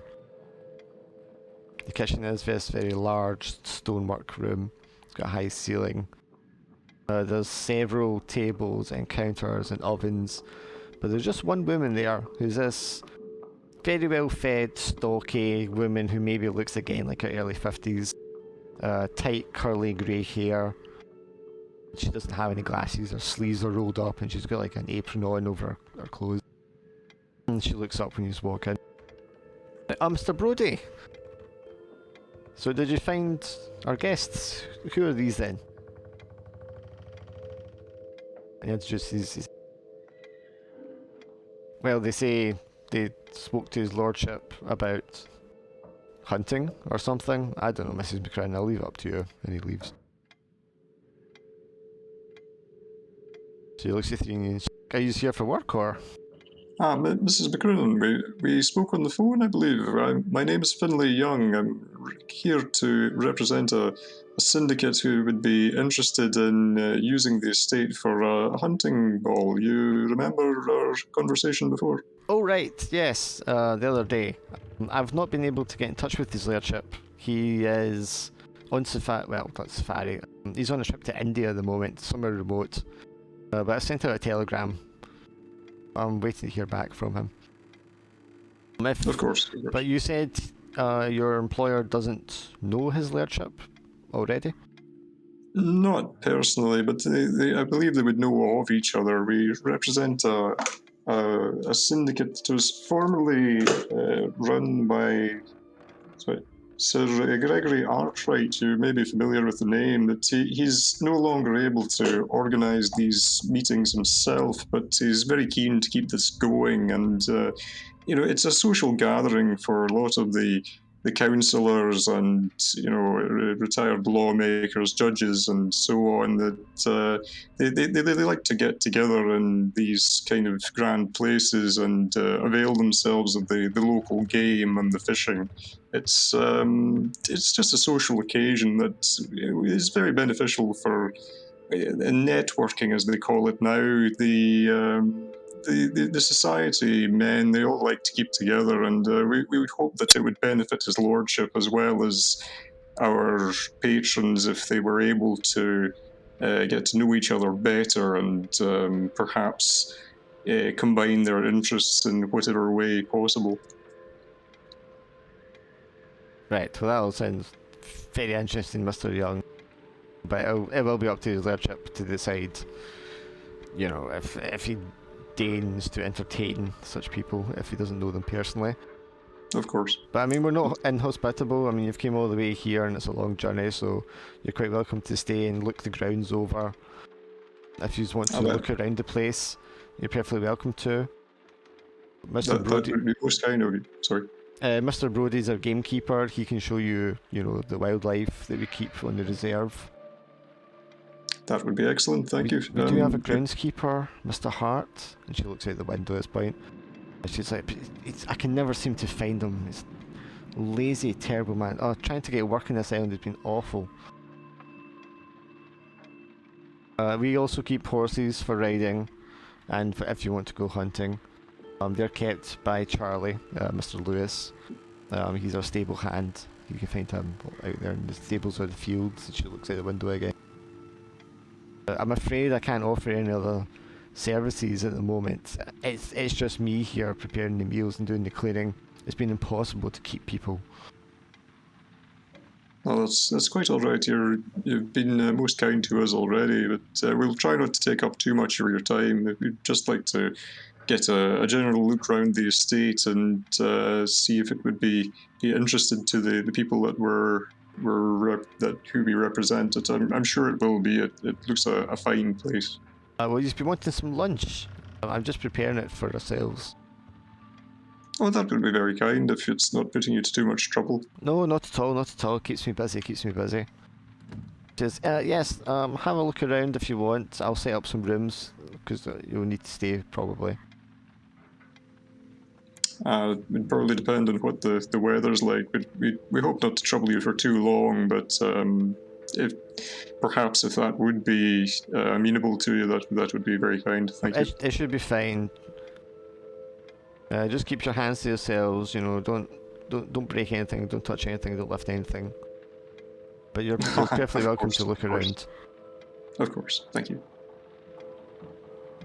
And if you can find, I mean, if you ask Mr. Brody, maybe he can help you. But if you can find Mr. Hart, he should be able to help you look around.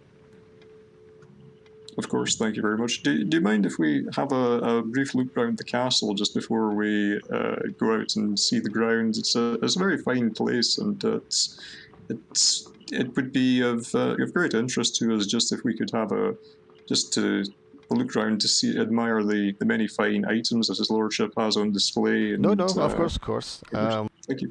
Most of the rooms are on the ground floor. The second floor are all bedrooms, and then the master has his quarters up on the third floor. Of course. If you could stay away from there, obviously. But you're welcome to look around the rest as you please. That would be excellent. Thank you. Okay, I'll see you in the main dining hall at lunch. Thank you. Yeah, you just have a map. You just can explore as you like. If we're staying, I'm sure whispering. If we're staying, I think we should the three of us shared a room, because remember the last time in the village, I don't think I would want to be in the room in some castle by myself. So I think we need to do this. The fuck happened at the last place? Would we have filmed? Would we have tried to give Ian the? If you want to fill them in, you can fill them in. Well, let's just say there was like fish people, so yeah. I really don't know what I expect whenever I ask you anything, honestly. Just absolute madness. Finley can fill you in.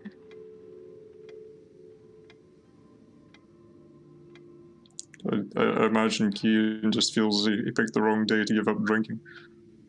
Honestly, yes.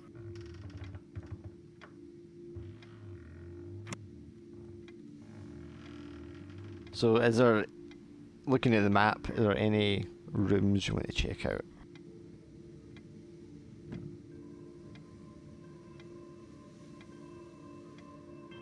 Just looking at the titles of the rooms to see what would probably be the likeliest. Yeah. In addition to those rooms, there's the servants' entrance and stairwell.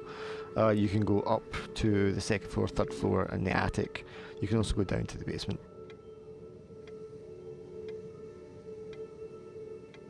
Although you're not really supposed to go into the attic and the basement. I think it would be nice to maybe look in the library and the morning room to see if there's, what sort of books does this guy read, and, just get a sort of sense. That sounds like a good idea, yeah. Alright. Yes, so the library is very well stocked.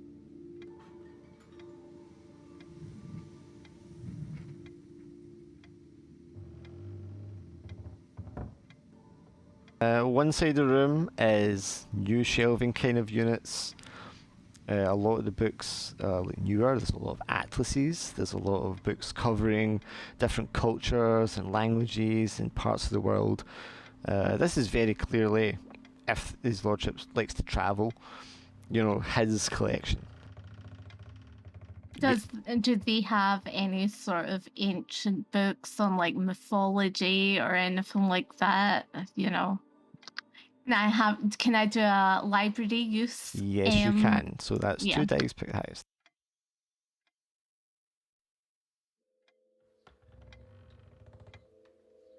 Ooh, aced it. Okay. Yes. Nice. One side of the room is full of older tomes, dusty tomes. They're not really arranged very well. Half of them are placed out, the other half are sort of just stacked in the corner. These definitely feel like it's a different collection. Can I also like roll the dice for spot hidden? Well, if I give you the first one first. So, looking through these books cover subjects such as Druidism, the occult, witchcraft, astrology, animism, Celtic polytheism, ancient cultures and mythologies. There's a few books there that kind of set your hairs on edge just to read or browse through their contents. There's one called True Magic. There's one that looks very old that's titled Revelations of Glaaki. And there's one called Magic and the Black Arts. And then there's another one called The Secret Watcher, and it has a bookmark in it.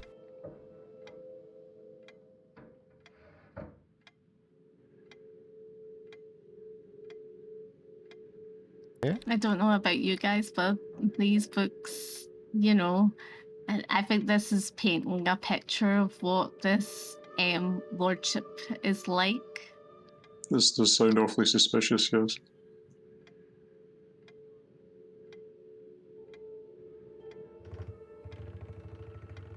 Do you want to look at the book that had the bookmark?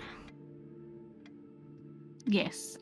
So the Secret Watcher's bookmark is bookmarked to a page which describes a ceremony or a ritual titled Commune with the Dark Stars. And it says this ritual must be cast outside on a moonless night within a circle of laid stones. And it has a diagram of markings which must be drawn into the dirt.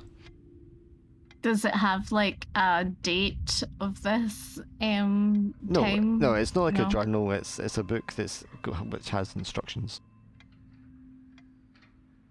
This looks similar to what we have dealt with when we were in Malaysia, with the sort of cultist, cults and the worshippers.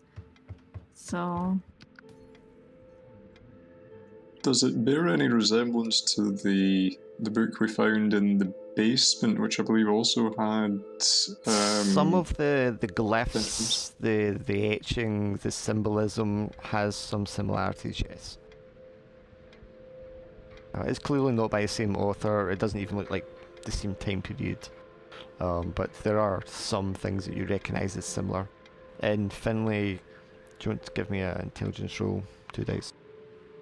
Sure, second. Yeah, you definitely recognise some similarities, Finlay, although they don't strike you deeply enough to cause you any distress. Right on the wall, right above this collection, is a portrait.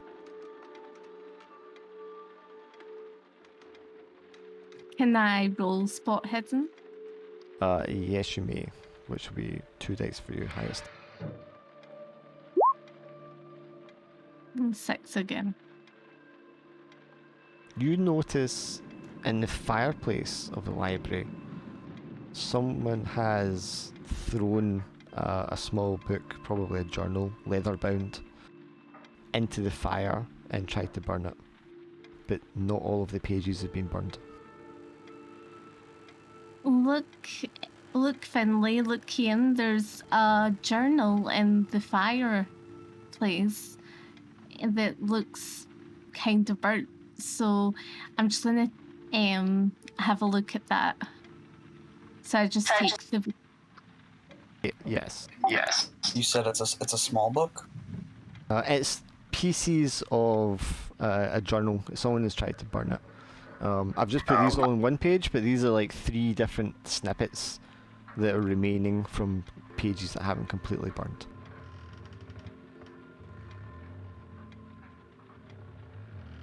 There's a, if you can't read the font, there's a text bit at the bottom.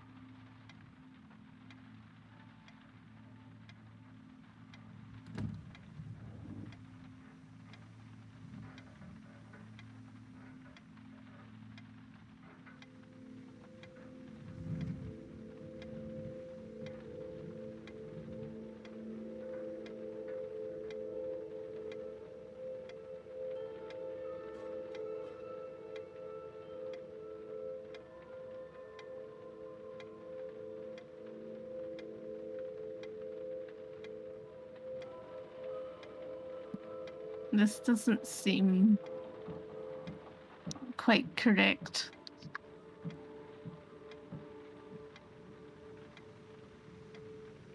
He is definitely connected with that priest. And again, he doesn't know who the priest is, so... You do find, as well as these 3 segments, another segment which is attached to the remaining cover of the journal, suggesting it was the first or the last entry in the journal. And it looks like this.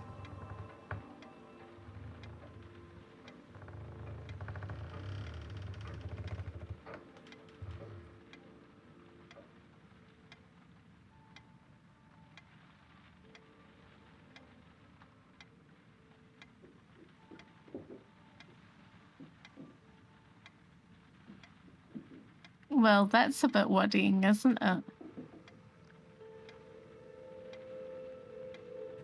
So I think we were right to come here, but I think we should definitely be on our guard.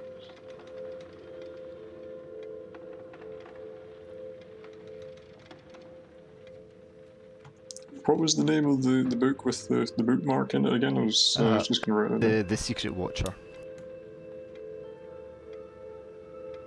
Pasted the info in the Discord. Yeah, thanks.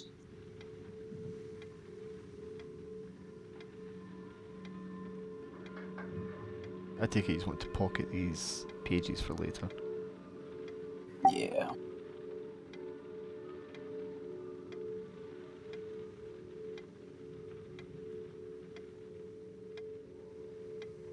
And since you got a 6 Mildred, behind the books there is another portrait which is facing the wall. When you turn it around, you can see it's a picture again of this man and another man in what look to be some sort of ceremonial robes. But the man's face has been scratched out of the portrait. And at the bottom of the portrait it reads Lord Below and Reverend Thomas. Oh, fuck. Oh no. Yeah, I think we have our smoking gun. It's dangerous territory. Is anyone This is when studying the portrait? Yeah. Okay, do you want to... Well, you're unintelligent, is that right, Keen? Yep. Do you have spot hidden? I do, actually. Okay, so 2 dice and the worst. Oh, Oh, fuck. that's not bad. Yeah, you're studying a portrait. The only like identifiable means on the Reverend there that you can make out because his face is scratched out is he has a small silver ring on his left pinky. Okay.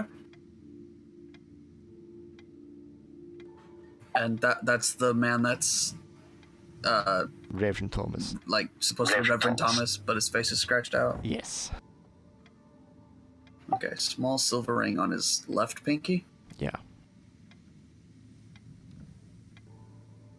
do we have a picture of this, or is there no picture? I do not have a picture of it, no.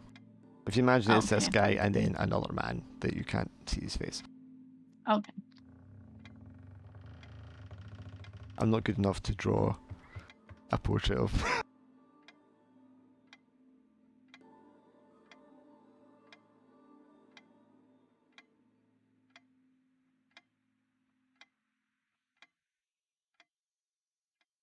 Any other rooms you want to look at? Or do you just want to digest what you've discovered? I guess Kean's just kind of looking back to see if like he knows anybody that has a silver ring on his pinky. Probably not, but I think we should still keep looking in the library. I feel like we can find other information. With those rules, that is everything you're going to uncover in this room. Okay. Oh no, sorry, What? sorry. No, yes, that's everything you're going to get in this room. What time of day is it by now? Are we headed for lunchtime or? 9, 10. Yeah, it'll be a late lunch, but yeah, it'll be just now. We should probably, for the sake of maintaining appearances, we should take up Mrs. Grady's offer of our lunch, I think. Yeah, sure.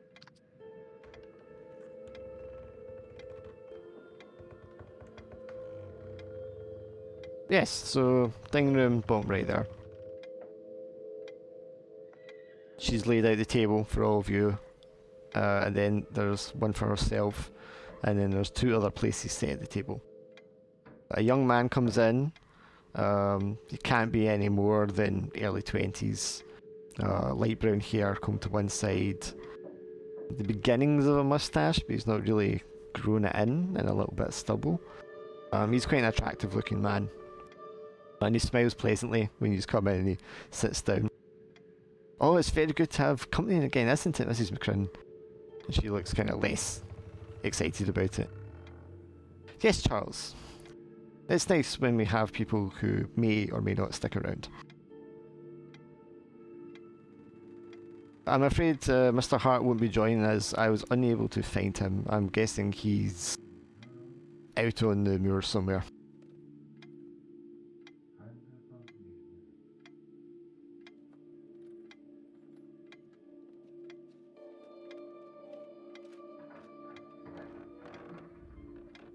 But please, sit down, have some soup, help yourselves.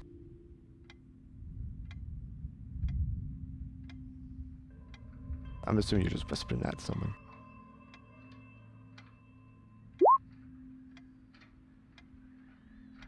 So Mildred whispers to either Finlay or Keane that she thinks he's been locked up.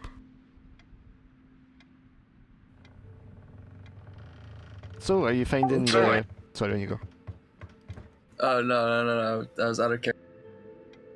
So, are you finding the... Do you like the look of the place? Do you think your master will be pleased with what you've seen so far? Oh, I've no doubt this would be an excellent venue, of course. It's his lordship seems to be a man of considerable culture. We were just admiring his vast collection of antiquities. He's a well-travelled man, I presume. So she points up at this large photo that's on one side of the wall in this room. Oh yes, his lordship, Sir Below. Yes, he's very well travelled. Unfortunately, it means he's not here very often. In fact, I don't think he's been here for 3 years now, I believe. But he was here, they used to come here every summer, him and his wife, after he inherited it from his father. But yes, he spent most of his childhood travelling, and he continues to do so. You can see in the world room, as they've named it, where he's sent back various items from his travels. I think, to be honest, he used to do it to annoy his father back in the day. But the collection just continues to grow, and it's fascinating stuff. Oh, of course, we must make a point of having a look at that after we've finished our lunch. Thank you.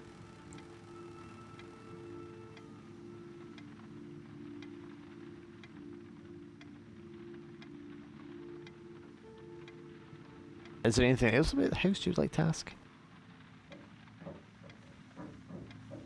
Say the house, the Oh. castle. Um,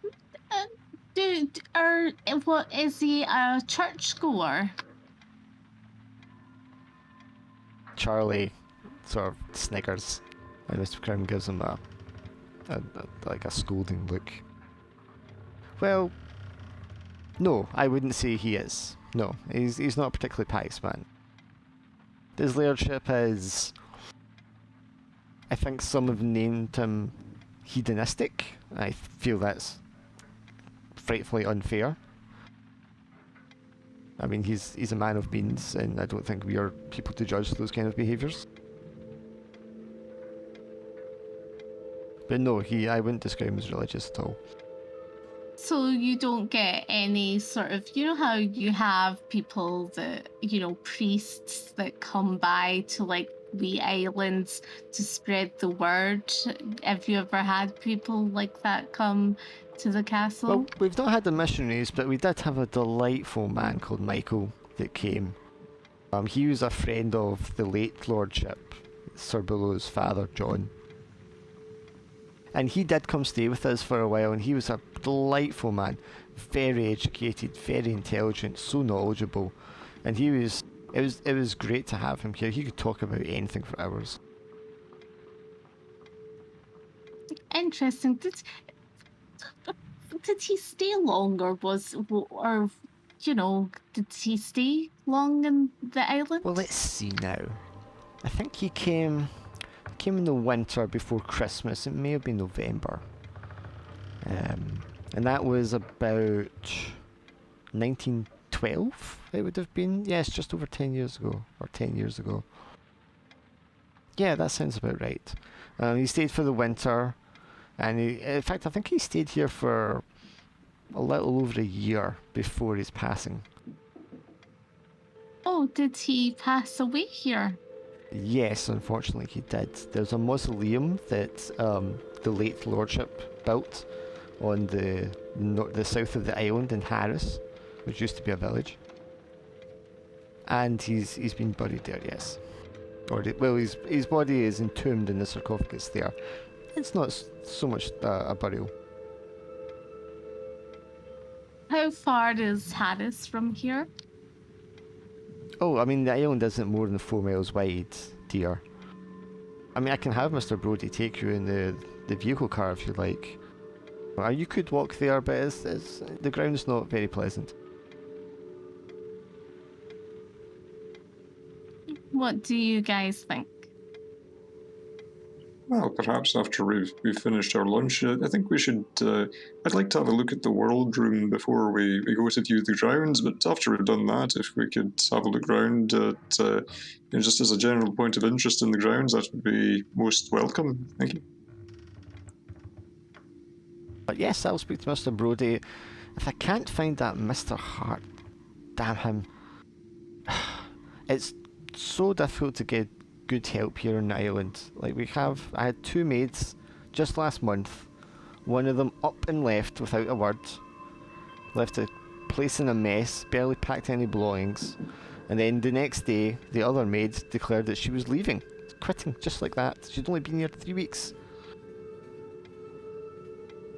And it's been like that for... I mean, I've been here since the place was built. And it's been impossible the whole time I've been here to keep anyone for longer than 6 months, honestly. The amount of them that just up and leave sticks without even a week's notice. With no reason as to why they're leaving, seems rather strange. It's young people nowadays, they've got no work ethic. They come to the island, they think it's going to be a vacation, but no, it's hard work living here. It's not easy being cut off from the mainland like this. And they can't hack it, that's all it is. I've said time and time again. Myself and Mr. Brody had no problem at all, Must be the solitude that they have difficulty adjusting to. Quite, Mr. Young, yes, quite. It's a generational thing. The youngsters, they have no respect these days. She looks at Charlie. Present company accepted, of course. You're a young man, Mr. Lewis. Are you adjusting to have you been here long? Are you adjusted to the life of solitude on the island? Oh, I only came just before the start of the winter. When the old stable hand left. Yeah, I like it here. I grew up in the island myself. I come from Arran. Yeah, I like it here. It's lovely. And I love the work. It's fantastic being outside with the horses all day.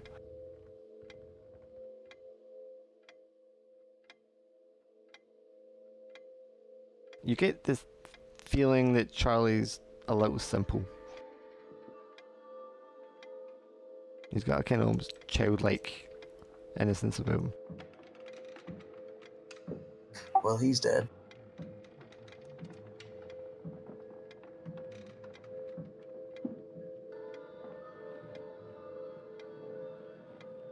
Yes, but if you want Mr. Brew to take Harris, I'm sure that's fine.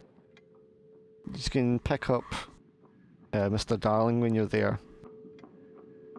He stays out in one of the bothies, usually, over on that side of the island.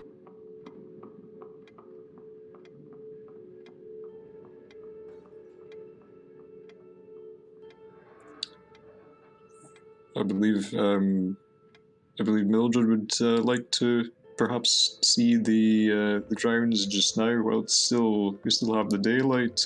Perhaps we should be making our apologies and just leave now to have a look round. I mean, you can finish up your lunch and then she'll bring Mr. Brody around. He's a permanently kind of grumpy look about him, but he seems to warm to you, Finlay, a little bit when he's like dealing with you. Yeah, well, I need to go over and pick up Mr. Darling anyway. Old Duke. Is he a difficult man to deal with? No, Old Duke's a great guy. He's a native to the island, born and raised here. He used to be a shepherd when it was all sheep with the old lord. And now he's, he kind of helps me with the gamekeeping. He's a bit of a handyman. He's a good man. He doesn't like staying in the castle though. He stays out in the bothies, which are the little cottages dotted around the island. A true man of the land.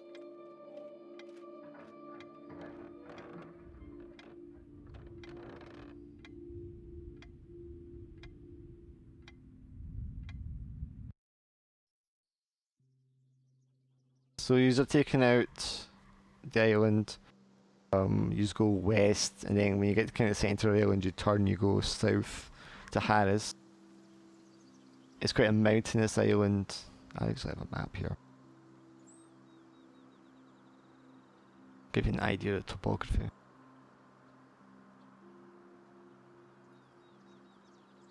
The bottom left of that map there is the highest peaks on the island.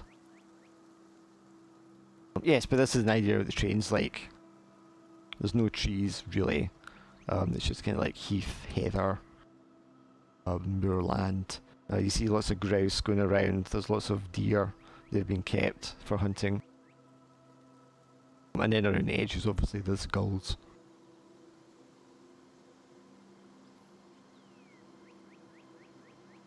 It's a very short drive, but it's quite pleasant. And then you get to the south side, which is Harris. Or which was Harris. Mr. Brody's quite quiet. He doesn't speak a lot unless spoken to.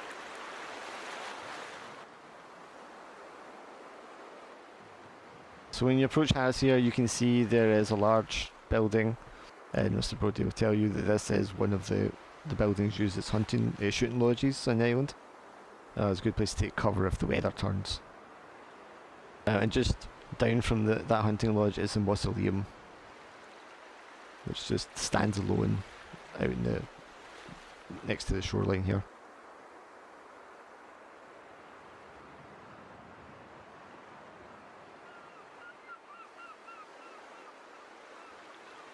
Right, I'll leave you here to wander around for a bit if you want. I'm just going to cross the burn at the other end of the shoreline to see if I can find Mr. Darling. Of course. Thank you for your help. Kian, I think we should say a little prayer.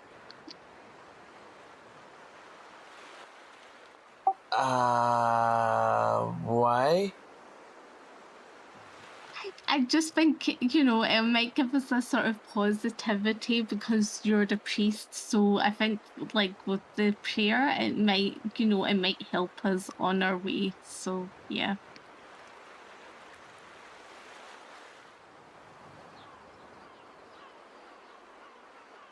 Right. I'm not a priest, though. Well, just say something about how, today will give us strength and, as we get through today, just something positive. Right. Dear Lord, bless this day that we survive so that way I can get my money. Amen. That's not very priest-like, Kian. I have literally just told you I'm not a priest. Oh, I suppose. Did you actually tell us that you're not a priest? He did just a second ago. Just now. If my attitude. If my This is a attitude. bit of a shock. I'm absolutely shocked. You lied to us. I've got a shotgun and I've done nothing but curse like ever since I met you.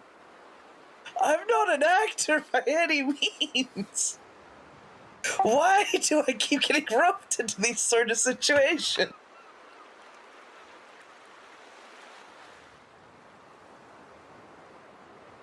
Well, let's journey on now. So we have the shooting lodge, the mausoleum. There's not much else here. When you step out of the car and you're walking, you do feel as if you're heavier here. There's more effort to move around, lift your legs, drag your arm. And you feel pulled, not drawn, not beckoned to, but like physically kind of weighted, pulled towards this hill that overlooks the mausoleum.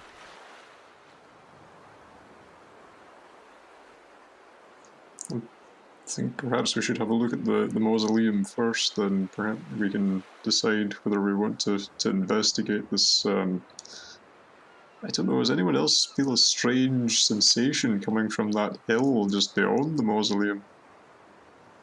Yeah, I'm feeling it too, actually. Yeah, it feels quite heavy. I feel quite heavy.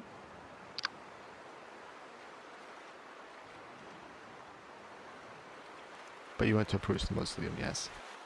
Yeah, I think we should look at that first. So the mausoleum's kind of just how it looks here in the picture, with the pillars set out on its own. There's two large stone sarcophagus just in plain view within the mausoleum structure there. On the end of the one, it says Lord John Below, who apparently died in 1891. And then on the other one, it says Reverend Michael Thomas, I think 1913. I think we need to open the coffin. All right. Okay. Just take a fucking second to think over your words just now.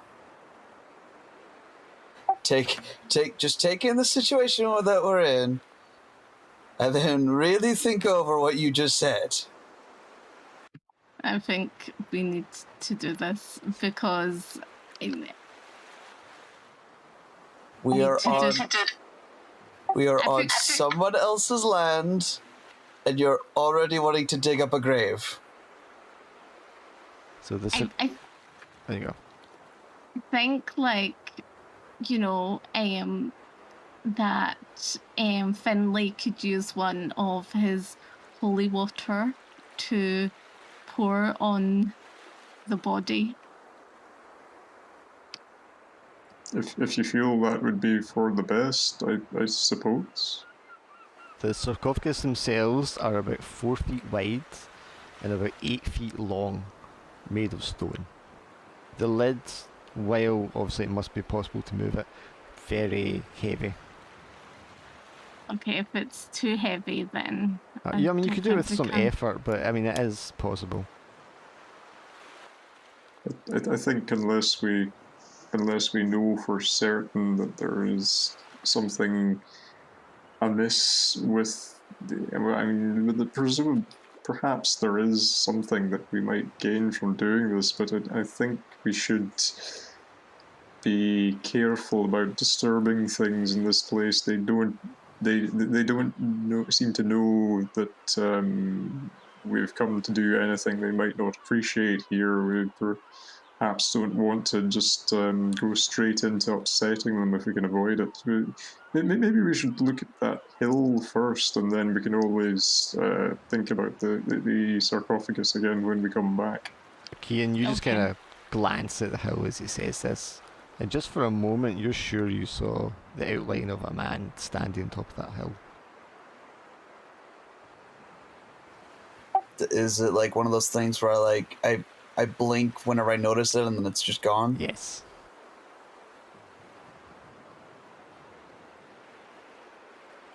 Do you want to? Sorry, We don't have our guns, do we? they're in the car, which is right beside it. Oh, okay. Do you want to look over the mausoleum first? Yeah, maybe Yeah, we could have a maybe closer roll look around, spot yeah. hidden. Yes. So if Finlay and Mildred want to roll 2 dice, pick the best one. Only two. Mildred, you we look got around and it just looks like big stone sarcophagus. The stone structure itself. I mean, it's kind of worn because of the weather, but you know, there's nothing particularly interesting or that about. Finlay, you get down one knee to study it closely, and you can see on the underside of the stone slab there is like dried blood in the shape of a handprint. And that is on the John Bellows sarcophagus. Oh no. So I think someone seems to have disturbed this very recently. There's a handprint here, as far as I can tell.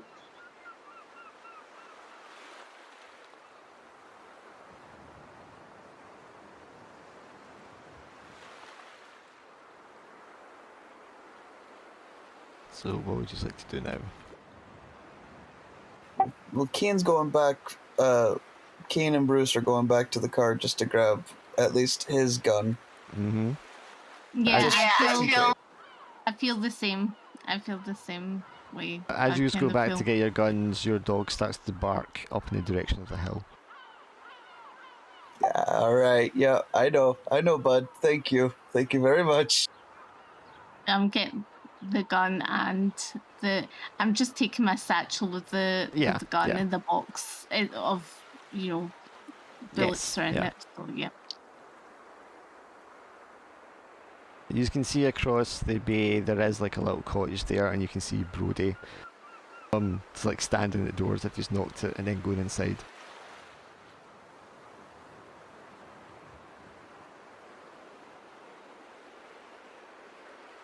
So what would you like to do right now?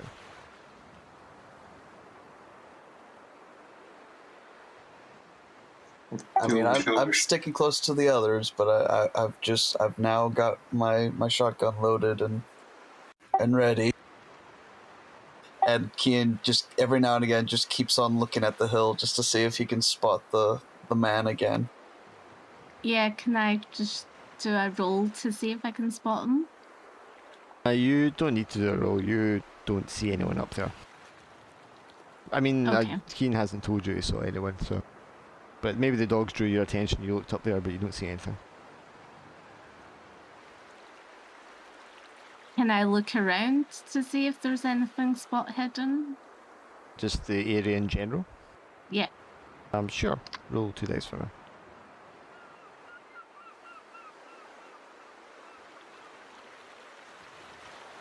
No, you don't see anything. There's no like signs or particular tracks. I mean, there's some like animal tracks, probably from the deer. There's some seagulls flying around, picking things off the beach. But it doesn't look as if the shooting lodge is being used much recently. But yeah, there's nothing else that looks like of interest to you. We should have brought Father Campbell here. I think he's serving us as best he can by staying and studying the book for us. Perhaps we should have a look at the hill. There definitely seems to be something amiss with that place.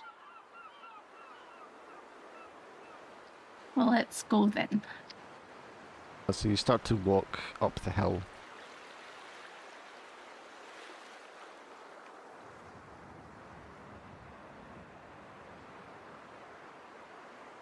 So from up here, you can see Harris down below. You can see what's called the Cuin, the higher hill mountains to the east side.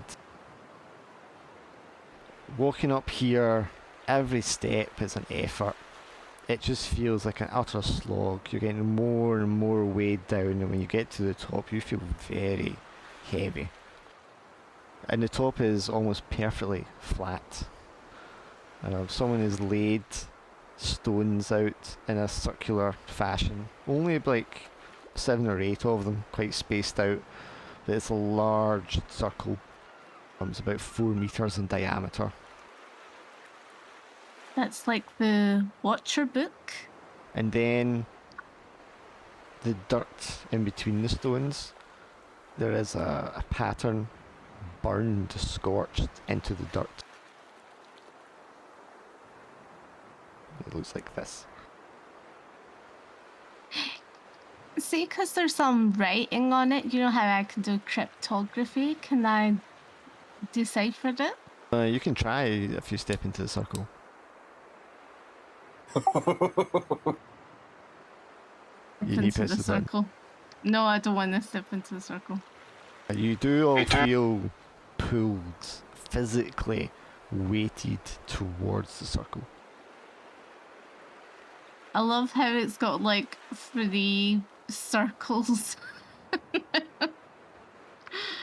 But I mean, besides that, everything else all around it just looks ordinary as day. And still no sign of what I saw. No sign of a man. There's no feeling of omnipresence, you don't feel your hair's on edge. It's a nice pleasant day, it just happens to be the dirt. Looks like this in front of you. And I remember the exact ritual as it has to be cast on a moonless night. Would that happen to be tonight? You look up, it's a little cloudy, but I mean it's not very cloudy.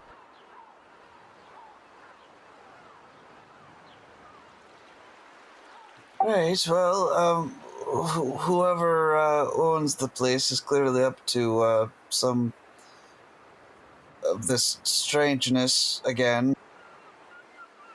Yeah, some shenanigans. This is just taking us back to Malag again, isn't it, really? I feel as if we spent the night there, something bad's going to happen. So I think from what you're both saying, I think perhaps we should aim to leave as soon as we can. We could just kind of quietly make our way back as soon as possible. So long as I think we should keep up the appearances that everything is going well. We should be careful not to let anything slip just in case. But yes, perhaps we should leave as soon as possible.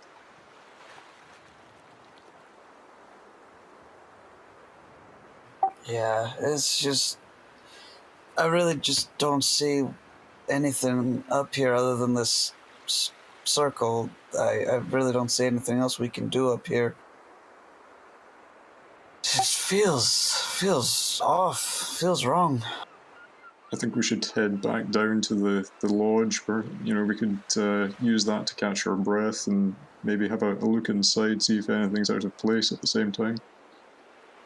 yeah, that's a good idea. So you don't want to step into the circle. No. I think we all feel that would probably be a bad idea.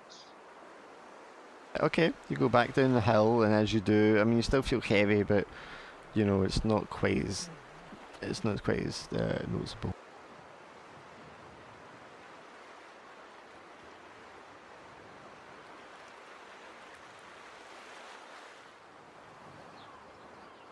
He's come back down, museum. You can see Brody walking back from across the bay now, but he's alone.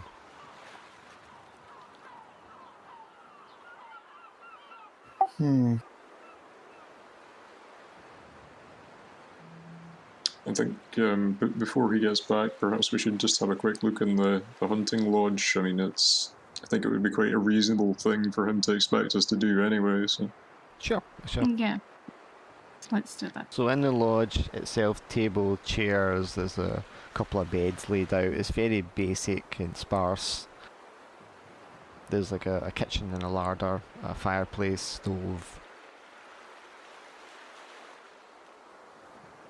Can I try spot hidden to see if there's anything that seems out of place? Sure. Give me the 2 dice roll.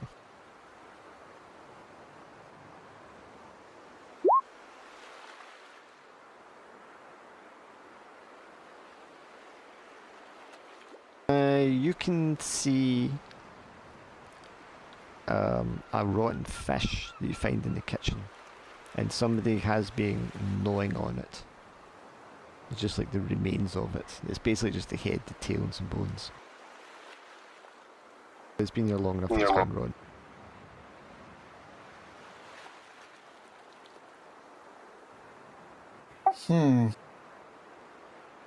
Can I roll a d6?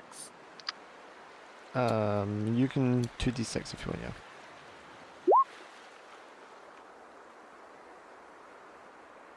yeah. You find a wet footprint next to the rear door.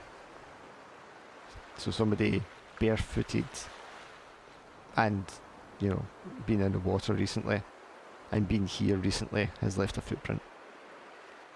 Guys, there's a wet footprint here. Is that not quite odd? Well, it had to be fairly recent if it's still wet. Have any of you noticed anything in here? There's part of a fish that seems to have been gnawed on, but that was all I could see that was unusual. If the place has been left untouched for as long as they claim to be the case, then surely there wouldn't be anything like that lying around. I've just got a bad feeling because of my leg and the fish people that I'm just thinking, oh no, this is not happening again. We should probably make our excuses and try to get a way back as soon as we can. At the very least, I think if Mr. Brody is amenable, we should go back to the main castle and we could use the rest of our time just to look around there and then claim that we're satisfied with what we've seen and we'd just like to head back. So the door swings open and Brody walks into the lodge. Is he in here? Mr. Brody, are you still looking for your friend, the shepherd, Mr. Duke, yeah, Mr. Darling. No, he's not in the bothy. His clothes are there, his belongings are there, but he's not there. We haven't seen him. No. That's very strange. No, we haven't seen anyone at all. I guess he must have done a round of the island or something, one of the bothies maybe.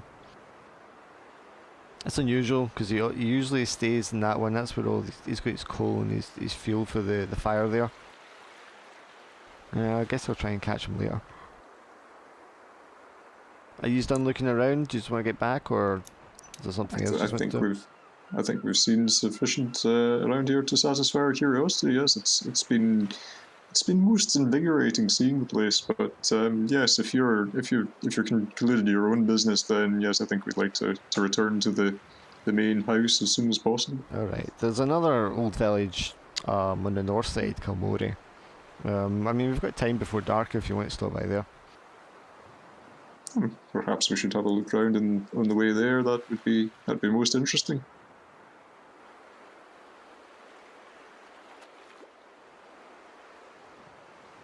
Yeah, sure. Yeah, we have time before it's dark. Surely nothing can go wrong. And so as you step aside, your dog's still barking up at the hill. And he looks at the dog and he's like, "Nah, he doesn't like hard meal, does he?" I suppose not. Is that the name of the... He's probably just barking at some seagulls. Aye, hard meal, that's the hill's name. Is it a place of significance for the island? We had some geologists out from the... Oh, I don't know what it's called. Some university down south. Apparently it's of some significance or other. But, aye, that's his name.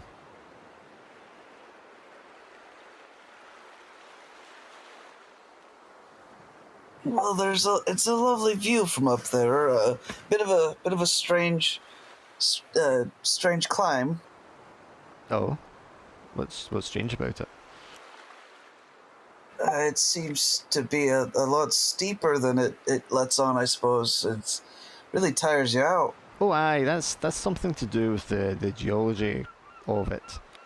I can't remember what they said it was in reference to. It's like a magnetic point or something or other. If you had a compass on you just now, you'll see it doesn't work right. It's very picturesque. It's very nice, isn't it? It is a beautiful island, Jess.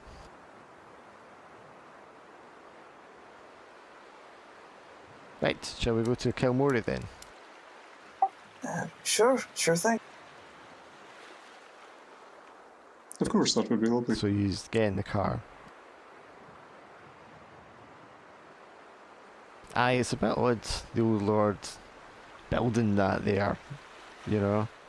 Well, I think it was supposed to be him and his wife, but after he died, she left. And then his friend, or his pastor or something got buried there. I wasn't around at the time. They must have thought very highly of this Reverend Thomas. Aye, I suppose so. It's supposed to be a family mausoleum, but obviously it's not really built for that, you know. Odd place to sit it though. Very strange. Anyway, he starts up the car and he's head north.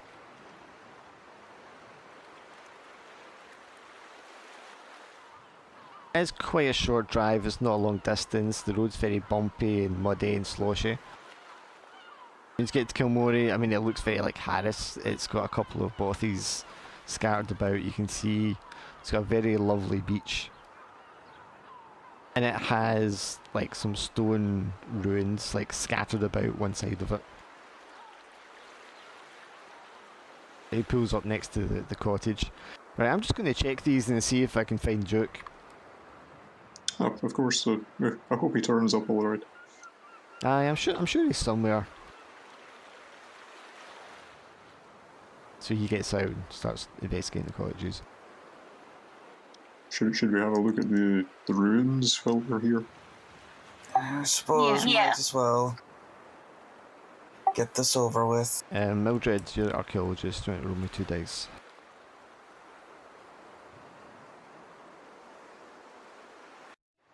Okay, you can tell right away one of these stones with this cross, this is where Irish missionaries would have landed when they first set out to spread Christianity to Scotland, which would have been around, I think, the 8th century or so. You can see some of the other ruins here looks like a stone village and possibly a kirk, a small church of some sort.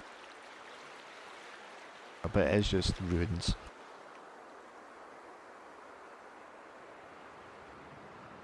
How's Bruce behaving around here? He seems quite happy. He's like panting. Oh, that's good. That's good. Finally, some good.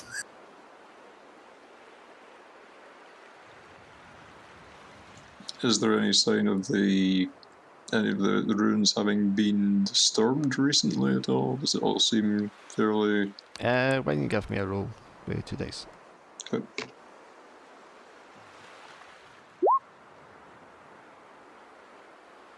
No, they look like they've been where they are sitting for quite some time. They've not been desecrated in any way, they've not been overturned or broken. They're just old and weather beaten.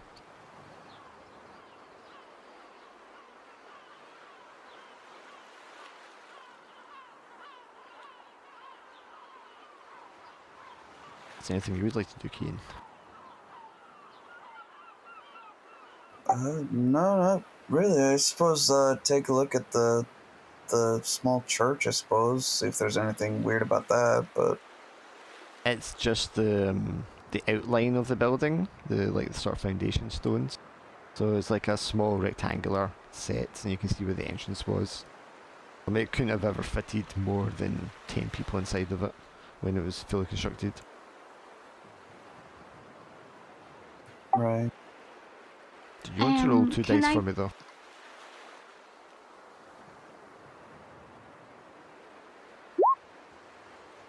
Yeah, you don't see or find anything else of significance. What are you going to say, hon? I was gonna say, I'm looking into the sea. Can I see anything in the sea? In the sea, Yes. you see gulls, you see waves, you see seaweed. Can I do a spot hidden? Sure, roll 2 dice. No, it's the ocean. You can see Skye in the distance, the Isle of Skye. That's it.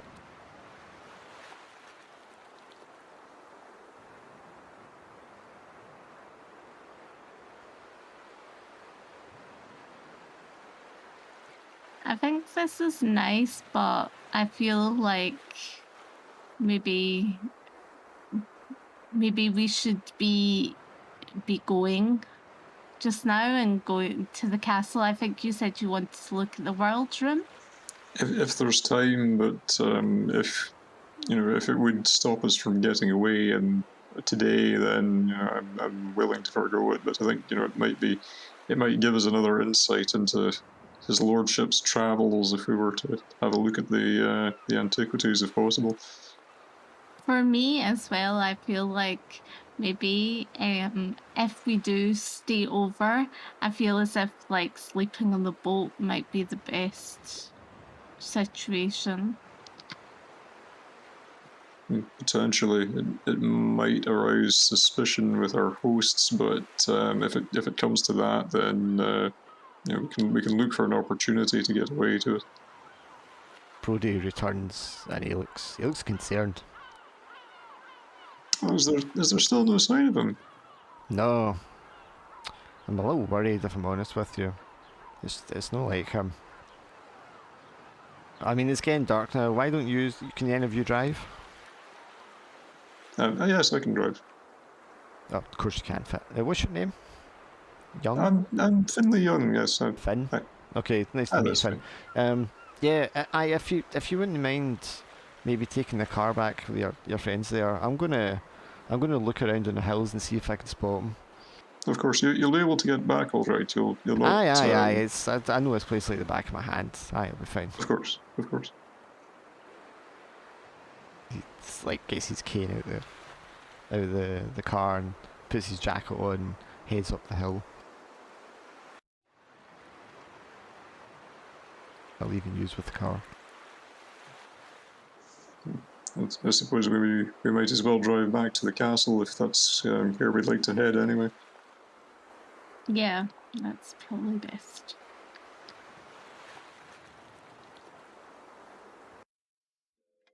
Use go back to the castle.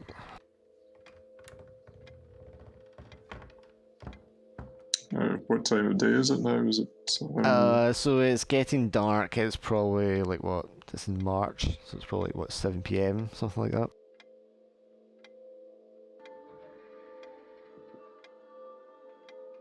Do you think we'll be able to go on the boat or? I feel that we probably, if we would be having to make the journey in darkness, I imagine that our hosts would advise us not to. I'm not sure if we'd be able to convince them that we need to go so urgently. We could try if you feel strongly about it, but I don't know if we don't want to arouse suspicion and fear, we might need to stay the night. I feel like as well that if we did go on the boat at night, I think there might be worse things out there as well. So I think That maybe is also a possibility. We don't know what might await us in the darkness. yeah, that's very true. I think so. We do what we did the last time and like share a room. So again, I think if we try to make it look as if the other room that's not being used is being used, I think we want to maintain appearances that all is normal. Kian, I mean, how's it making you feel hear them talking about things happening like this? Honestly, if it wasn't for the fact that I've actually seen some of the shit, I'd probably just write it all off as, oh, these guys are just crazy. But like, I mean, he still thinks at least Mildred's crazy, but it's just he's not liking being once again roped into helping these people. He just wants things to go back to normal.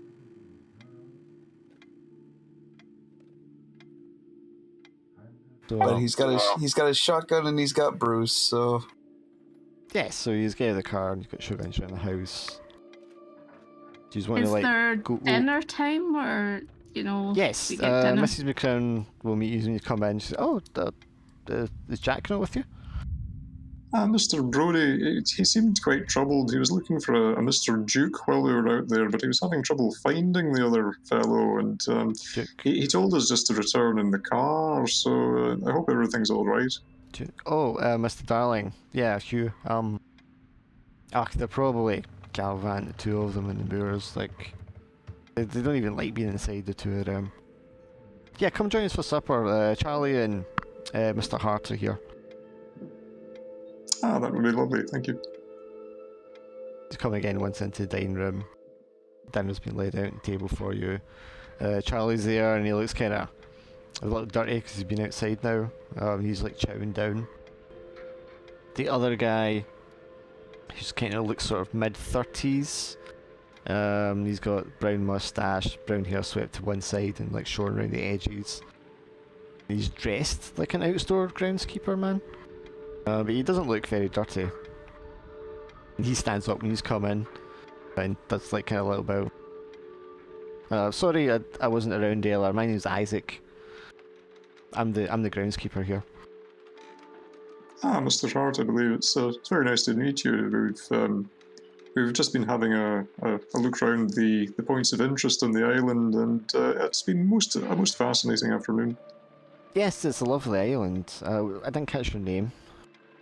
I'm Finlay Young. These are my associates, Mrs. Potts and Mr. Kean. Mr. Potts and Mr. Kean? yes. Oh, you're Irish. Yes. Oh, how lovely. It's been a great shame about the war, between our people. Doesn't have any place in the modern age, that kind of violence. I'm glad it's been settled now.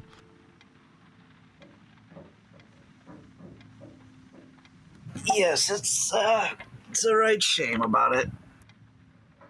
I take it having to come to such bloodshed first. Yeah, I'm assuming you're on the British side of things, though. Yes.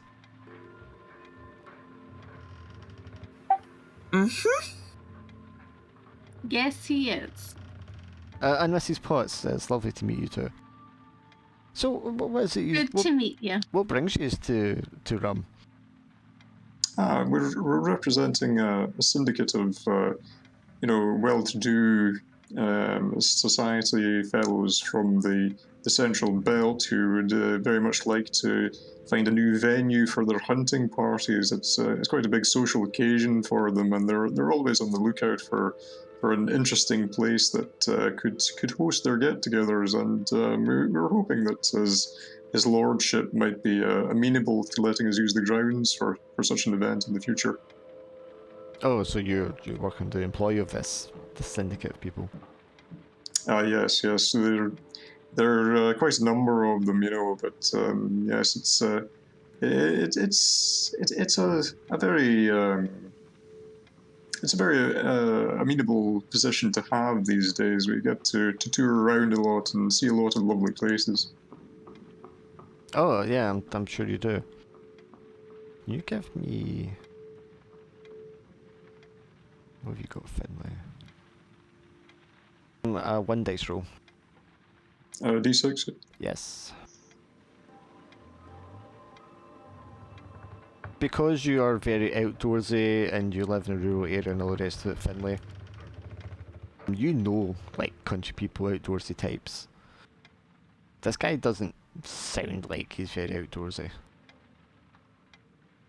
He doesn't quite...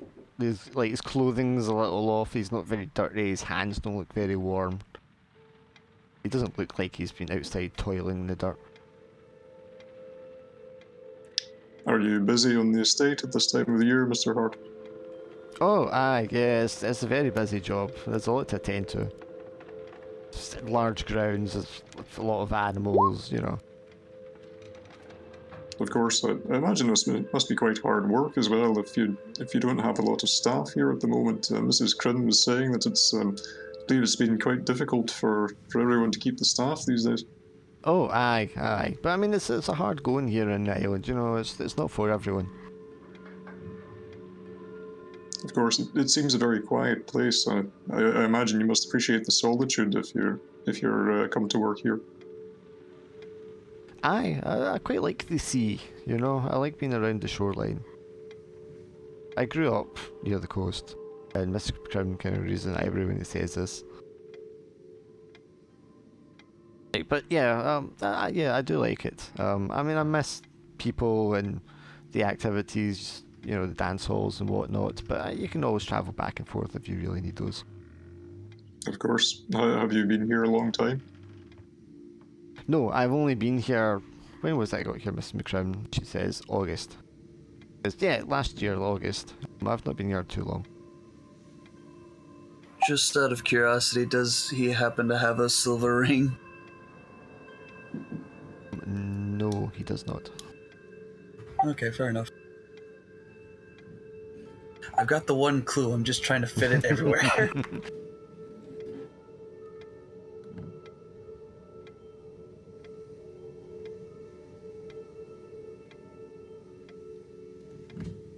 Is there anything else you want to ask?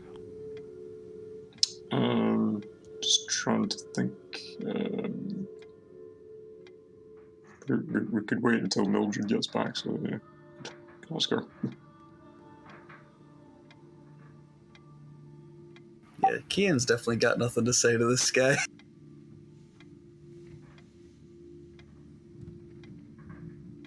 think she's feeding the cat.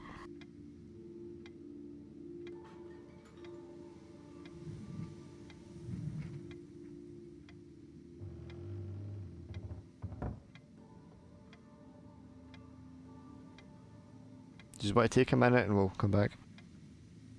Yeah, no worries. Sure. I'll go grab me a drink.